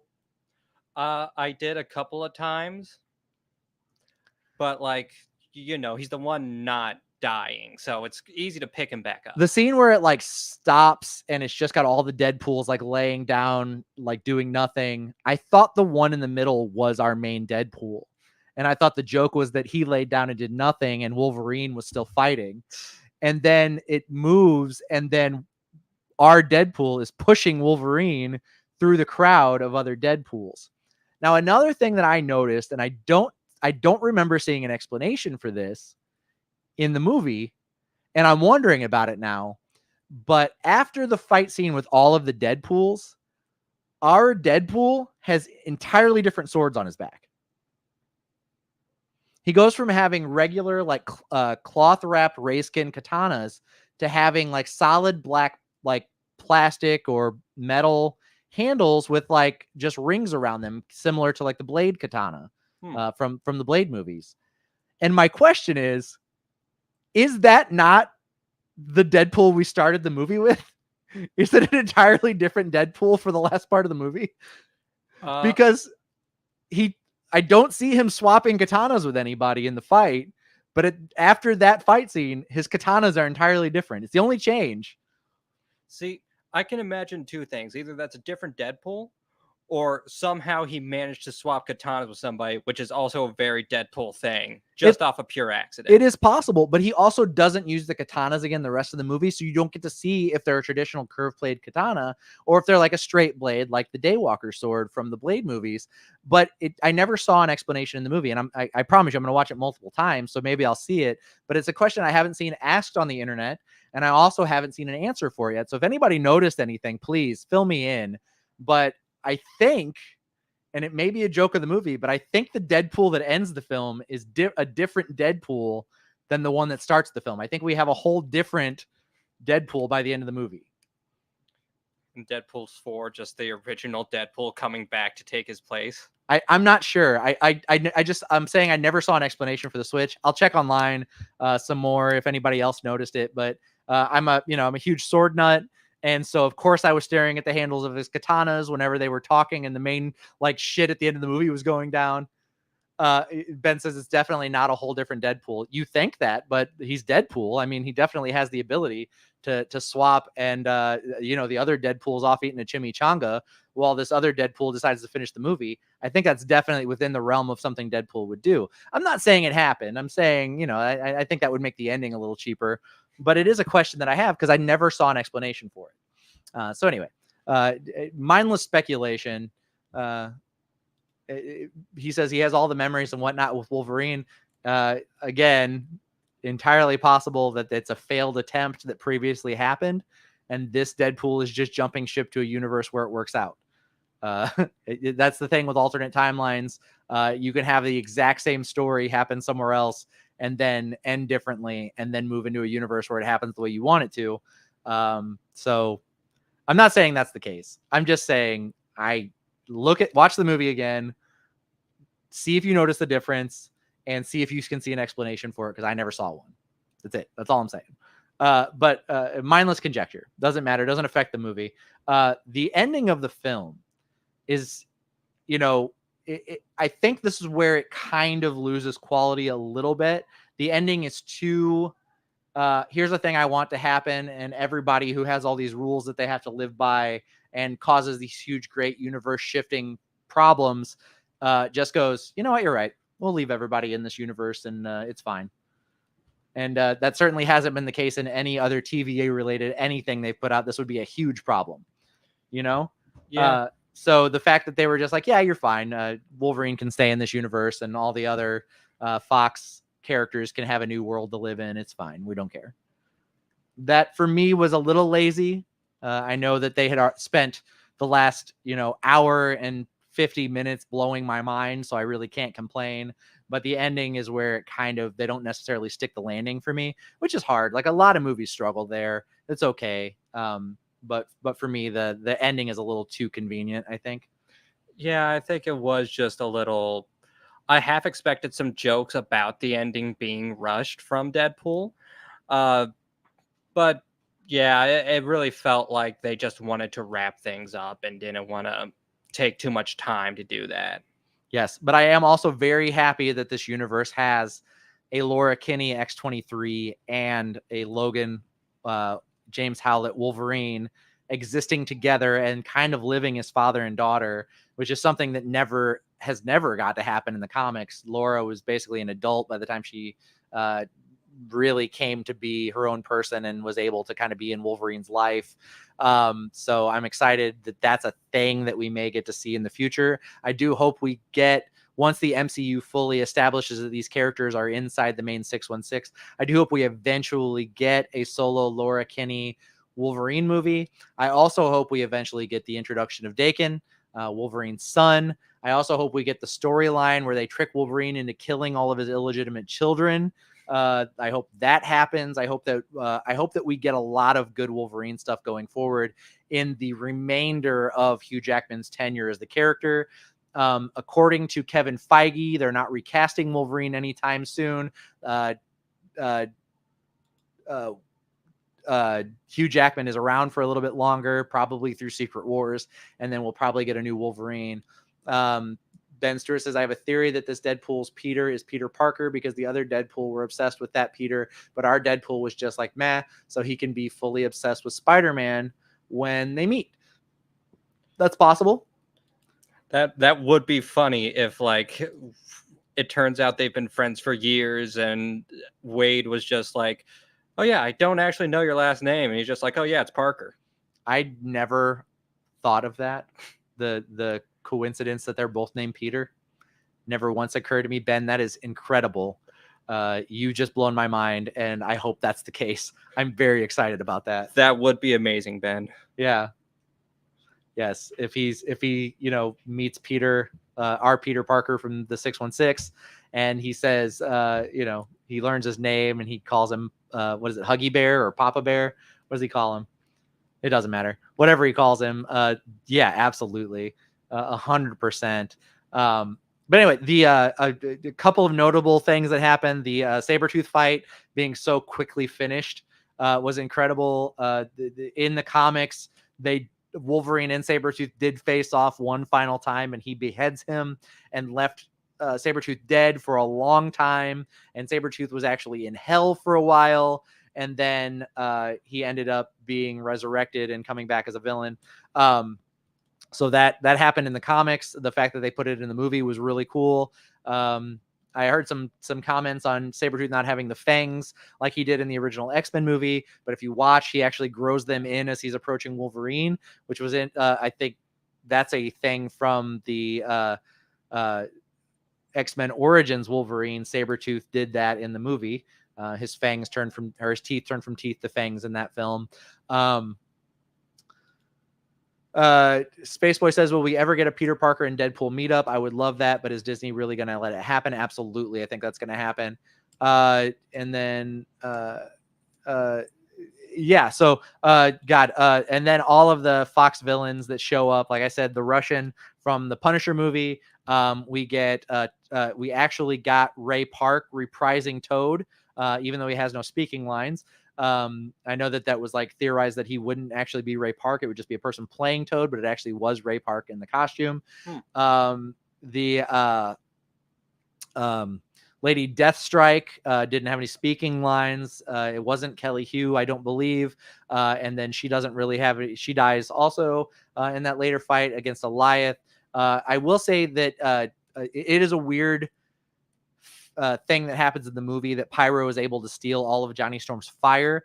Ben and I were talking about this after we watched the movie. Johnny Storm has the power of an exploding sun. He's got the power of a supernova. And I don't believe Pyro has the ability to control that much fire. The only thing that makes sense to me is that he's been living in the desert and maybe was like malnourished and was like hungry and didn't have enough power to fully flame on, because there's no way Pyro should have had that kind of power against him. I mean, he did like very quickly burn out. So yeah. But it was mostly played for laughs anyway, so I don't want to overanalyze that. But yeah, Pyro's powers aren't that powerful. But yeah, I think that's everything that shows up in the movie. And then we get the very similar to the Wolverine. We get a shirtless Hugh Jackman, and he is very much as ripped as he was when the Wolverine came out. As far as I know, it's not a body double. That was really him. I know that in the Wolverine, the scene where he's shirtless and every single muscle on his body is sticking out, that was the product of like 3 days of dehydration. And he literally had to be carried off the set, and he shit himself because he was so dehydrated trying to shoot that scene.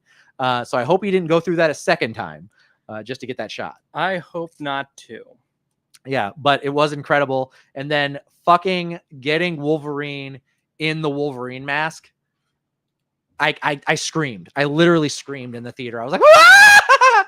Like I've never lost my head in a movie theater like that before. I was so fucking pumped. And I full on fangirl screeched. Billy said, so what was the post credit scene? So in the movie, when Johnny Storm and Deadpool and Wolverine meet Cassandra Nova, Deadpool lists off this whole like litany of terrible things that Johnny Storm had said about Cassandra Nova. And you think that he's just like, making shit up to get Johnny Storm in trouble and get Cassandra Nova not to hurt them.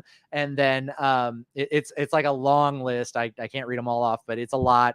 And then the whole movie, Deadpool, everybody keeps saying that Deadpool got Johnny Storm killed, and he keeps saying that he didn't. And then the post-credit scene is Deadpool in the TVA, and he takes the time gate and he uses it to show footage of what happened when they were captured and on their way to Cassandra Nova's base. And he gets Johnny Storm to say, or Johnny Storm willingly says all the shit that Deadpool said he said that got him killed.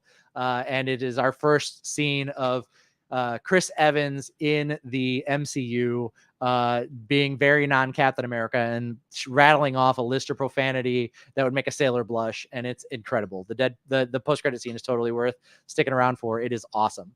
So I think that's everything. My impressions of the movie, again, not a perfect film, but it's perfect for me. Blew me away. I love every bit of it. And I cannot wait to watch it again and again and again and again over many, many, many, many years. And I will continue to talk about and reference it for the rest of my life. So I'm glad that happened. I did absolutely love the film as well. I'm still debating where it fits on the whole ranking of all three movies. I'm thinking this might be number one, but also I have to rewatch all three of them just to make sure. And I might have to do that just a few times, just to make sure I'm accurate. So we are running low on time here. So I'm going to really quickly break into some of the stuff that was announced at SDCC. And then we will we'll jump into the hit list and we'll get out of your hair for the week. But anyway, SDCC, the big announcement was that Robert Downey Jr. is returning to the MCU after a many, many years absence, except that he's not returning as Tony Stark. He is returning as Victor Von Doom. He will be possibly in the Fantastic Four First Steps movie, and then he will be the main villain of Avengers 5, and they're calling it Doomsday, and then Avengers 6, Secret Wars.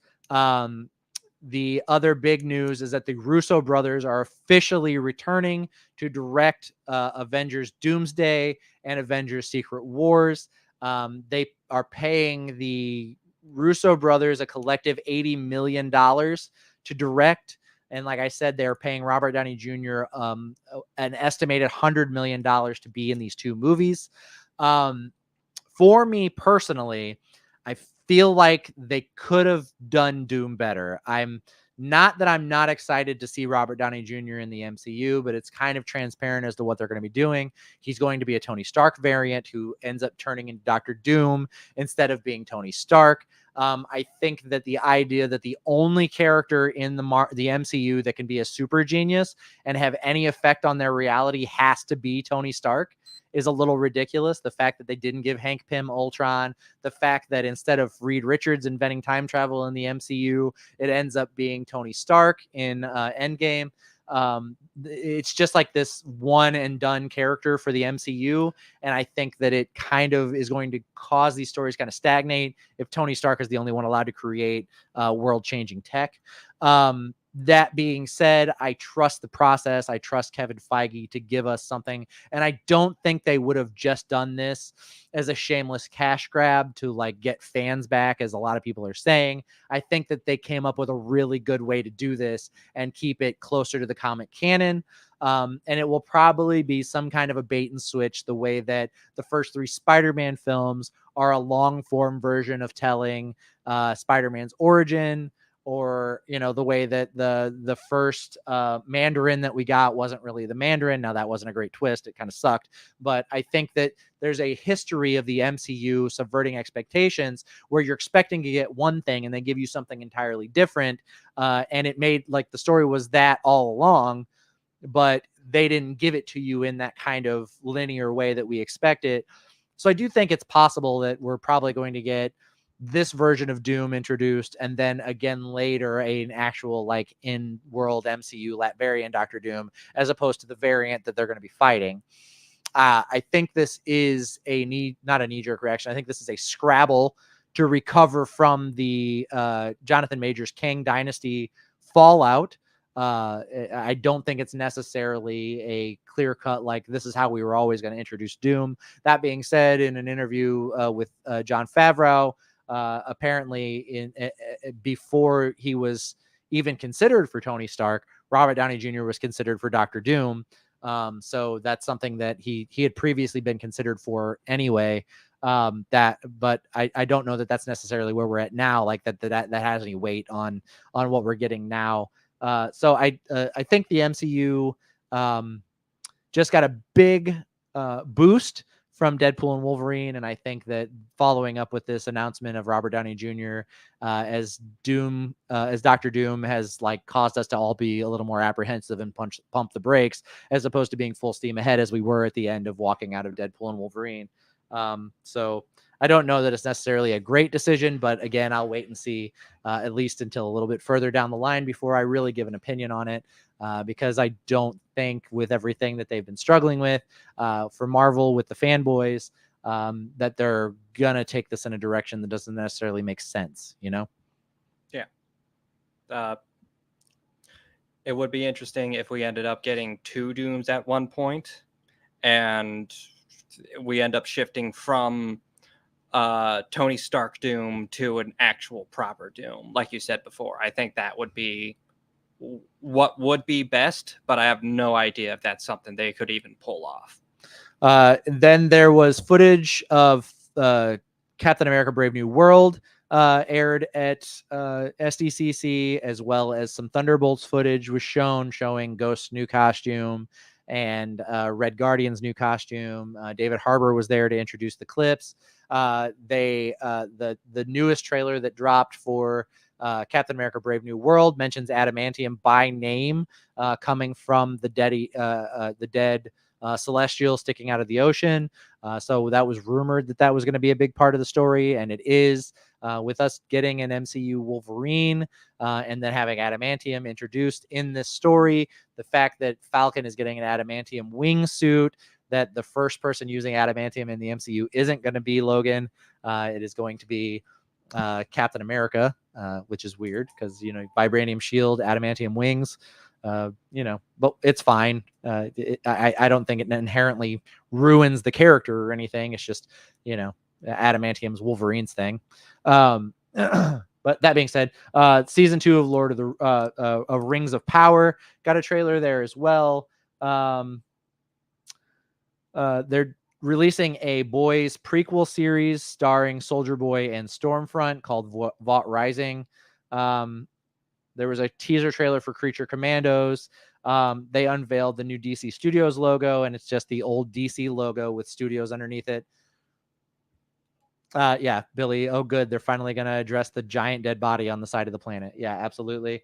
And I think the first ever Star Trek live action comedy series was announced at Comic-Con. Let's see. And I think that's all of the big announcements from Hall H. There was some clips from the new Watchmen animated series. And they did a big like drone flight. Yeah, Billy, I thought that'd get you. They did a big like drone flight, Galactus and Fantastic Four presentation over SDCC. You can find video of that online because Galactus is going to be the main villain of First Steps. And I think that covers the majority. Oh, and then Transformers 1. There was some footage shown there. People are very excited about it. I'm very excited about it. I love Transformers. I watched the original 1980s Transformers movie last night again because I just fucking love that movie. If you haven't seen it, go watch it.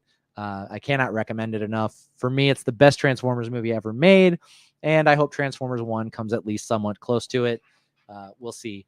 That being said, let's talk about some alternate universes today on the hit list.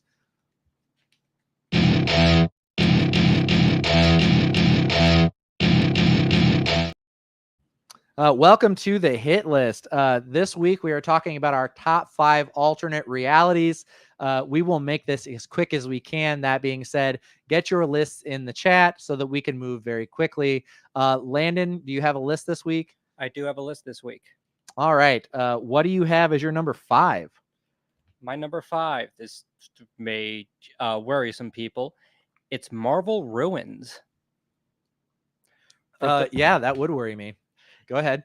So Marvel Ruins, for those of you who don't know, it's pitched as what if the Marvel universe, but everything that could have possibly gone wrong with the superheroes did. And it hits that idea a few times. Like, for example, whenever Bruce Banner gets hit with gamma radiation, he doesn't turn into the Hulk. He turns into essentially a tumor monster. Whenever Peter Parker gets bit by the radioactive spider, he doesn't become Spider-Man. He gets a new virus and accidentally spreads that to people. And like, I think they do that really good. The whole worst possible thing that could have happened did happen. But then they go around and completely mess it up with character assassinations every so often. Like, they make Captain America a cannibal for some reason. They make Nick Fury just like a psycho. They make Professor X like a bittered, angry, controlling, terrible person who also manages to become president. Like, some of these things, they get close, and I like stories that are like, what if the hero didn't become the hero? What would the world look like? And like, that scratches that itch at times. Like, but at other times they really mess it up. So this is more so for what the story could have been, and not as much as what the story actually is. Okay. Yeah, I haven't read Marvel Ruins, but I am familiar with it. And yeah, it was like it was a series that was meant to like give the edgelords what they want but also like make fun of them at the same time, and it give you like the most hardcore like MC or Marvel universe, a la like people who think the Max line is like the best line of Marvel comics. Where it's supposed to be like ultra realism and like the violence is real and they really say the fuck word, and and instead it was like turn that up to like 1 million and then give us that universe. And it was an interesting decision, and it was fun that they not only did it but that they ran the whole series. Yeah. Like at beginning, middles, and ends. They didn't like, oh, sales aren't good on this, we'll scrap it. They did the whole thing. Mm-hmm. So yeah, absolutely. What do we have in chat? Billy Rhodes, number 5 is The Matrix. Neo didn't know what he had. I would give anything to go back to 1999. Spaceboy says, I have no clue what to do for the hit list. I'm going to sit back and watch y'all do your thing. I think Fox Pixar Media is number 4. Is their number 5? Yep. So Fox Pixar Media's number 5, I suppose, is the Oddworld franchise. The games dealt with alternate reality and the power involved with that. Fantastic. Yeah, I like the Oddworld games. They were a fun like twist on the genre as far as like platformers and like gameplay, where you're playing a character that has like no inherent skills or abilities, and you're just kind of like schlepping your way through the worlds. My number 5 is a book series called The Iron Tower. If you're not familiar with it, it is an alternate reality Lord of the Rings, where it's like the darkest timeline for the Lord of the Rings. The halflings are called something else entirely. And instead of being like really good at throwing rocks, they go into this crazy like berserker mode in battle, and they're badasses. Like the Sauron character is much darker. Your Aragorn character has been through a lot darker shit. But it's just a really great retelling of Lord of the Rings that is a little more adult and a little, I wouldn't say more enjoyable, but it's a fun spin on the story. Landon, what do you got for number 4? My number 4 is, in general, any alternate history sort of stories involving heroes. Like here we have Marvel's 1602, but really it can be any of them. It could be Marvel Knights or anything along those lines. I always find it interesting the choices they make as to what roles a character might be in if taken back in time. I really like what they tend to do with tech heroes, whether or not they make them really good at technology, albeit a primitive form of that, or if they decide to just make them magic heroes instead and just have them roll with that. Yeah, 1602 is a fun storyline. I have a lot of those comics. I don't have the whole series, but yeah, that was a good storyline. And then the one they did where it was in like the era of like America's independence, that was also a really good storyline too. But yeah, I enjoy those as well. What do we have in chat? I don't think we have any in chat yet. Fantastic. My number 4 is from the Flashpoint storyline. Specifically, do we have some? We got one number 4. Okay. Billy Rhodes, The Outback from the Max. I think this is more of a different plane of existence, though. Yeah. That's okay. Different plane of existence, alternate reality. I ship it. My number 4 is from the Flashpoint storyline, specifically that world's version of Thomas Wayne and Martha Wayne, where after Batman after Bruce Wayne dies in Crime Alley, instead of his parents, his father, Thomas Wayne, swears vengeance against all of crime. And as opposed to his son swearing off killing, he's totally okay with it. And his mother, Martha Wayne, has a full-on psychotic break and becomes the Joker. And so in that world, his dad is Batman and his mom is the Joker. And I love that storyline. I think it's great. And I would love to see a live-action version of Thomas Wayne at some point as the Batman, for sure. Landon, what do you got for number 3? All right. My number 3, this is the hot dog hand universe from Everything Everywhere All at Once. Yikes. I love this because they legit looked at everything, looked at everybody just having hot dog hands, and what just seems like a throwaway joke at first. And then they're like, well, how do they work in this universe? And it's like, well, everything's the same. They have the same knobs, the same buttons, and they can't use the fingers for everything. So they got to learn to use their feet. And then on top of that, they're like, hey, let's also have a shocking number of emotional moments in this universe as well. That's true. They did. And it's like, okay, go off. You made something good, I guess. And I don't know if you noticed this in the movie or not, but Cassandra Nova had really long fingers. And that's by design. The character in the comics did too, but they put it on her in the movie. And so she had like the hot dog fingers, kind of. There was a lot of references to that from the trailers, in that she had like weirdly long fingers. And that was intentional because it's in the comics, but also like there were some hot dog hand jokes leading up to the movie's release too. Yeah. We got a number 4 and a number 3 in chat. Fox Pixar Media's number 4 for real is The Wizard of Oz from MGM. When they get taken to Oz, it's all in color. Anyone knows the references in Twister and Twisters? Yeah, there's you can't do a tornado movie and not make reference to The Wizard of Oz, for sure. Mm-hmm. We're not in Kansas anymore, you know? Yeah.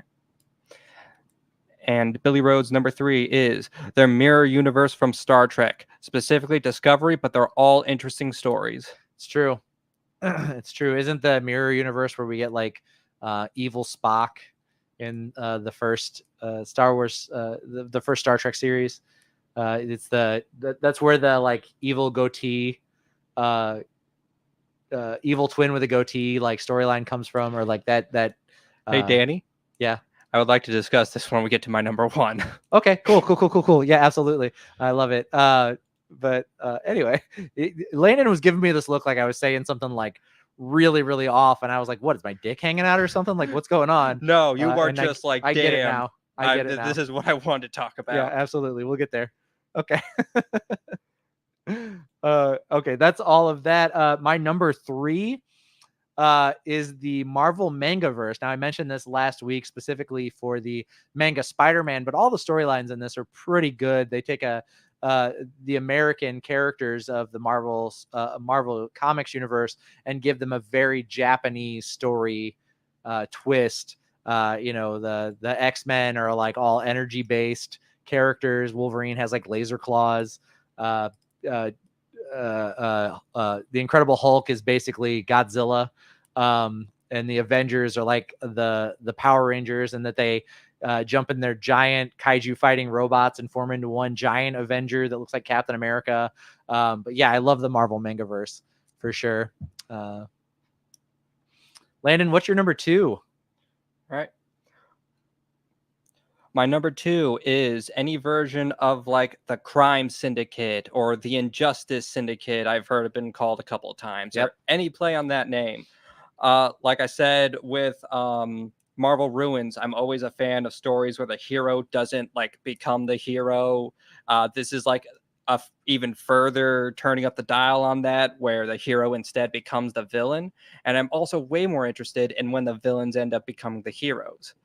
Like, for example, the Joker sometimes becomes like the Jester, which he looks pretty much the same, except he's still doing gags and stuff like that as a hero. And in some universes, they end up making him the Red Hood instead, which makes him that universe's Batman, essentially. Yeah. And Red Hood is actually Joker's original moniker in the comics. So that's when Jason Todd took it, it was like an homage, like I don't know that it was an homage. What do you call whenever you do something? Taking it back? Yeah, he's taking it back. That's a good way to put it. Because I don't know that wearing the identity of the person who killed you is an homage, really. But yeah, and the heroes or the villains becoming heroes. If you've ever read Crisis on Infinite Earths, that Crime Syndicate universe is where Alexander Luthor comes from, who is the good version of Lex Luthor and the hero of the Crisis on Infinite Earth storyline. So yeah, that's I also love that. Anyway, I have an honorable mention that I just thought of, and we'll talk about that in a minute. But what do we have in chat? Billy Rhodes, number 2 is the time the Hellblazer comics referenced Keanu's Constantine movie by saying in a different universe, there's a black-haired version of Constantine working in LA. Yeah. Yes. I think that while the Keanu Reeves Constantine movie is not a good Constantine movie, I think it's a fun movie anyway. Like, it's not the comics accurate Constantine that we were hoping for, but still a good character, and I am excited for the sequel. If they didn't call it Constantine, it would be good. If they named him anything else, I'd be like, yeah, good movie. I read, and I'm still a fan. I read the Anne Rice novels, and I love the story of Queen of the Damned, and I think it's the Vampire Lestat and Queen of the Damned. The two novels together kind of get folded up and then turned into something entirely different to make the Queen of the Damned movie, which features Aaliyah as the eponymous Queen of the Damned, and then it has Lestat in it. It's the sequel to Interview with the Vampire. If they had called that movie anything else, if they had not considered it the sequel to Interview with the Vampire and actually just made it a movie about some vampires doing some shit, it would have been great. But the fact that they called it Queen of the Damned and then didn't stick to the book at all, ruins that movie for me. And it's kind of the same situation. I think it's a fine movie if it's not trying to be Queen of the Damned. Yeah. Yeah. There's a lot of examples of stuff like that, honestly. Yeah, for sure. Yeah. Fox Pixar Media's number 2 is Bowie's Black Star Video and Underground Video. Both of them are weird and insane. Anybody else remembered them? I don't actually. I'm not a huge. I think David Bowie is the Bowie you're referring to there. I know some David Bowie songs, but I haven't been a big fan at any point in my life. My number 2 is from a little Fox television series that lasted for a couple of 5 seasons. I think it lasted 5 seasons, and it's all about alternate realities. And they do a great job of playing with the trope throughout the entire series, and that's Fringe. Most notably early in the series, you get the full copper Statue of Liberty instead of it being green, and they never went away from using blimps as the primary form of air travel, so they never move on to airplanes. And it's a fun television series. I enjoy it. And I think if you haven't watched it, go watch it. And if you have watched it, do a rewatch because it's worth it. But anyway, so that is my number 2. Landon, are you ready to give me your number 1? For brevity's sake, it's short today. Yeah, for brevity's sake. And my number 1 is the Mirror Universe from Star Trek. Yes. Yes. I'm picking out the original series for this one, mainly because, like you were saying, Danny, and like Billy was saying in the comments, it is the origin of your evil twin having facial hair of some kind, whether it be an evil mustache they can twirl at you or this evil goatee that the twin Spock has. This is the origin, the progenitor of all those tropes. Yeah, sorry I jumped ahead of you on that one. It was a really good reveal, though. Great job. Yeah, thank you. I worked hard on that. I hoped and prayed, and of course, 2 people beat me to it. That's the tough thing about the hit list, man. Even if you get your list done early, some people are going to hit on what you're talking about, and that's okay. We found our tribe. We all have similar interests. That's good. Yeah, it just proves that we all have good taste.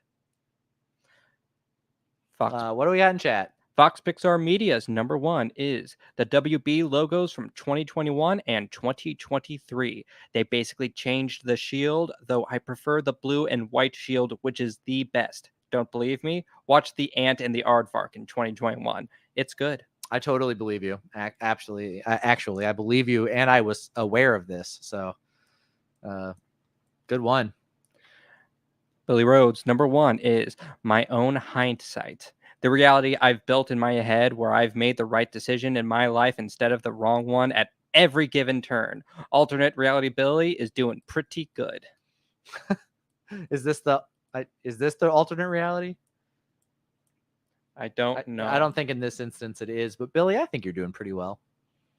Yeah. I think you're in the good reality. I mean, it's probably the reality where you met Landon and I, and that's the good reality. The alternate reality, the darkest timeline is where you didn't meet us. Could you imagine? Well, meeting Danny is the good reality. Meeting me is the mid reality, the mediocre reality.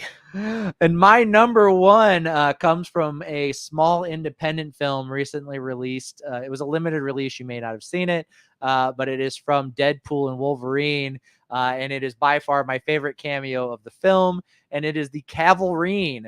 So Henry Cavill appears in this movie as an alternate reality Wolverine.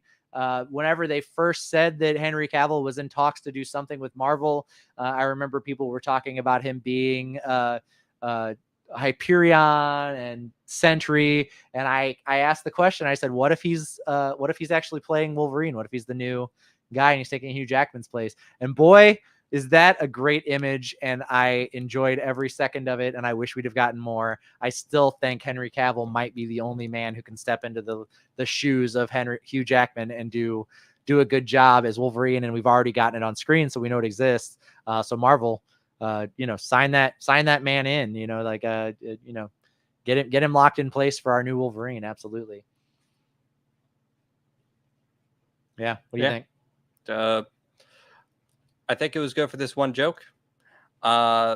Henry Cavill would be a great Wolverine, but if we can have Hugh Jackman instead, I mean, It's true. why replace perfection with something incredibly close to perfection? I mean, I didn't mention it, but we also got Old Man Logan in the movie, played by Hugh Jackman. He's already been in Logan. It is possible that he could continue to play Wolverine well into his 80s, and it still makes sense for the character. So no, it's until he's 90. Yeah, he'll be dead by the time he's 90. I think is I don't think he'd still be playing him at 90, but maybe. I won't be upset about it if that's the case. We could also have multiple Wolverines jumping around the universe, because that is the case with the Marvel universe. You've got Dakin, you've got X-23, you've got James Hudson, and there's a couple of other notable ones. There's Honey Badger, which is the clone of X-23, who is a clone of Wolverine. She's a younger version with her own claws and crazy healing factor. There's several versions of Wolverine running around, including the Ultimate Wolverine, who died in the Ultimate comics, but I guarantee you he's going to pop back up one day. You still got Age of Apocalypse and Old Man Logan. And then there's the, what's the one? There's one from the, God, what is the name of that team? There's a team in Marvel Comics where they're all alternate reality versions of main Marvel characters. It's like Blink and Captain America, but they're all made up of, like, none of the characters are from the main 616. And there's a version of Wolverine in that instead of having adamantium on his claws, they actually melted down Hercules' adamantine mace and coated his claws with actual adamantine, as opposed to adamantium adamantium is named after the adamantium metal that Hercules' mace is made out of. But it's gold. So he actually has gold claws instead of silver claws. And it would be cool to see that version of Wolverine. And instead of the chops, he's got like the mustache. His hair grows into his mustache. He's got like the big, like, handlebar mustache. But anyway, that's a whole nother version of Wolverine. I'd love to see that in live action. So there's a lot of options. Yeah. But anyway, so for the hit list next week, let's do top 5 live action or animated properties that are better than the source material. You said you had an honorable mention, or was that drawn? Oh, my honorable mention, the Mojoverse, specifically the Little X-Men. If you're not familiar with this, there's a couple of different comics where Mojo turns the X-Men into toddlers, and they still have all of their abilities. They're just small children, and they run around Mojoverse trying, like, fighting and, like, destroying stuff. It's a pretty good story.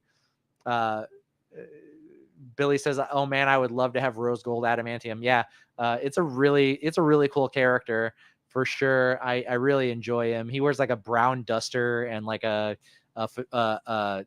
Stetson, and he has the big handlebar mustache and the golden claws.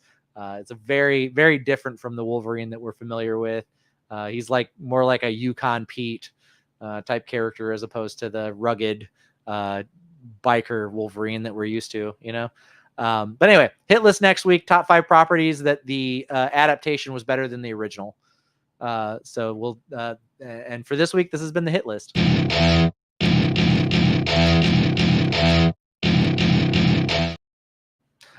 Thank you for sticking with us this long. Those of you that are still in the chat, I appreciate you. Sorry the episode went long. I knew that covering Deadpool and Wolverine plus anything else was going to take a long time to do, but we got to give you the whole show, no matter how long it takes. That's what we're here for.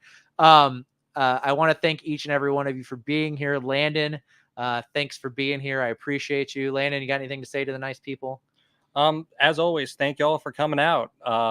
It's always a treat to have people to talk to when doing the show. The final thought I want to leave you with this week is that if you're in a competition for relevance, be an iPod. Don't be a Zune. And we will see you guys next week.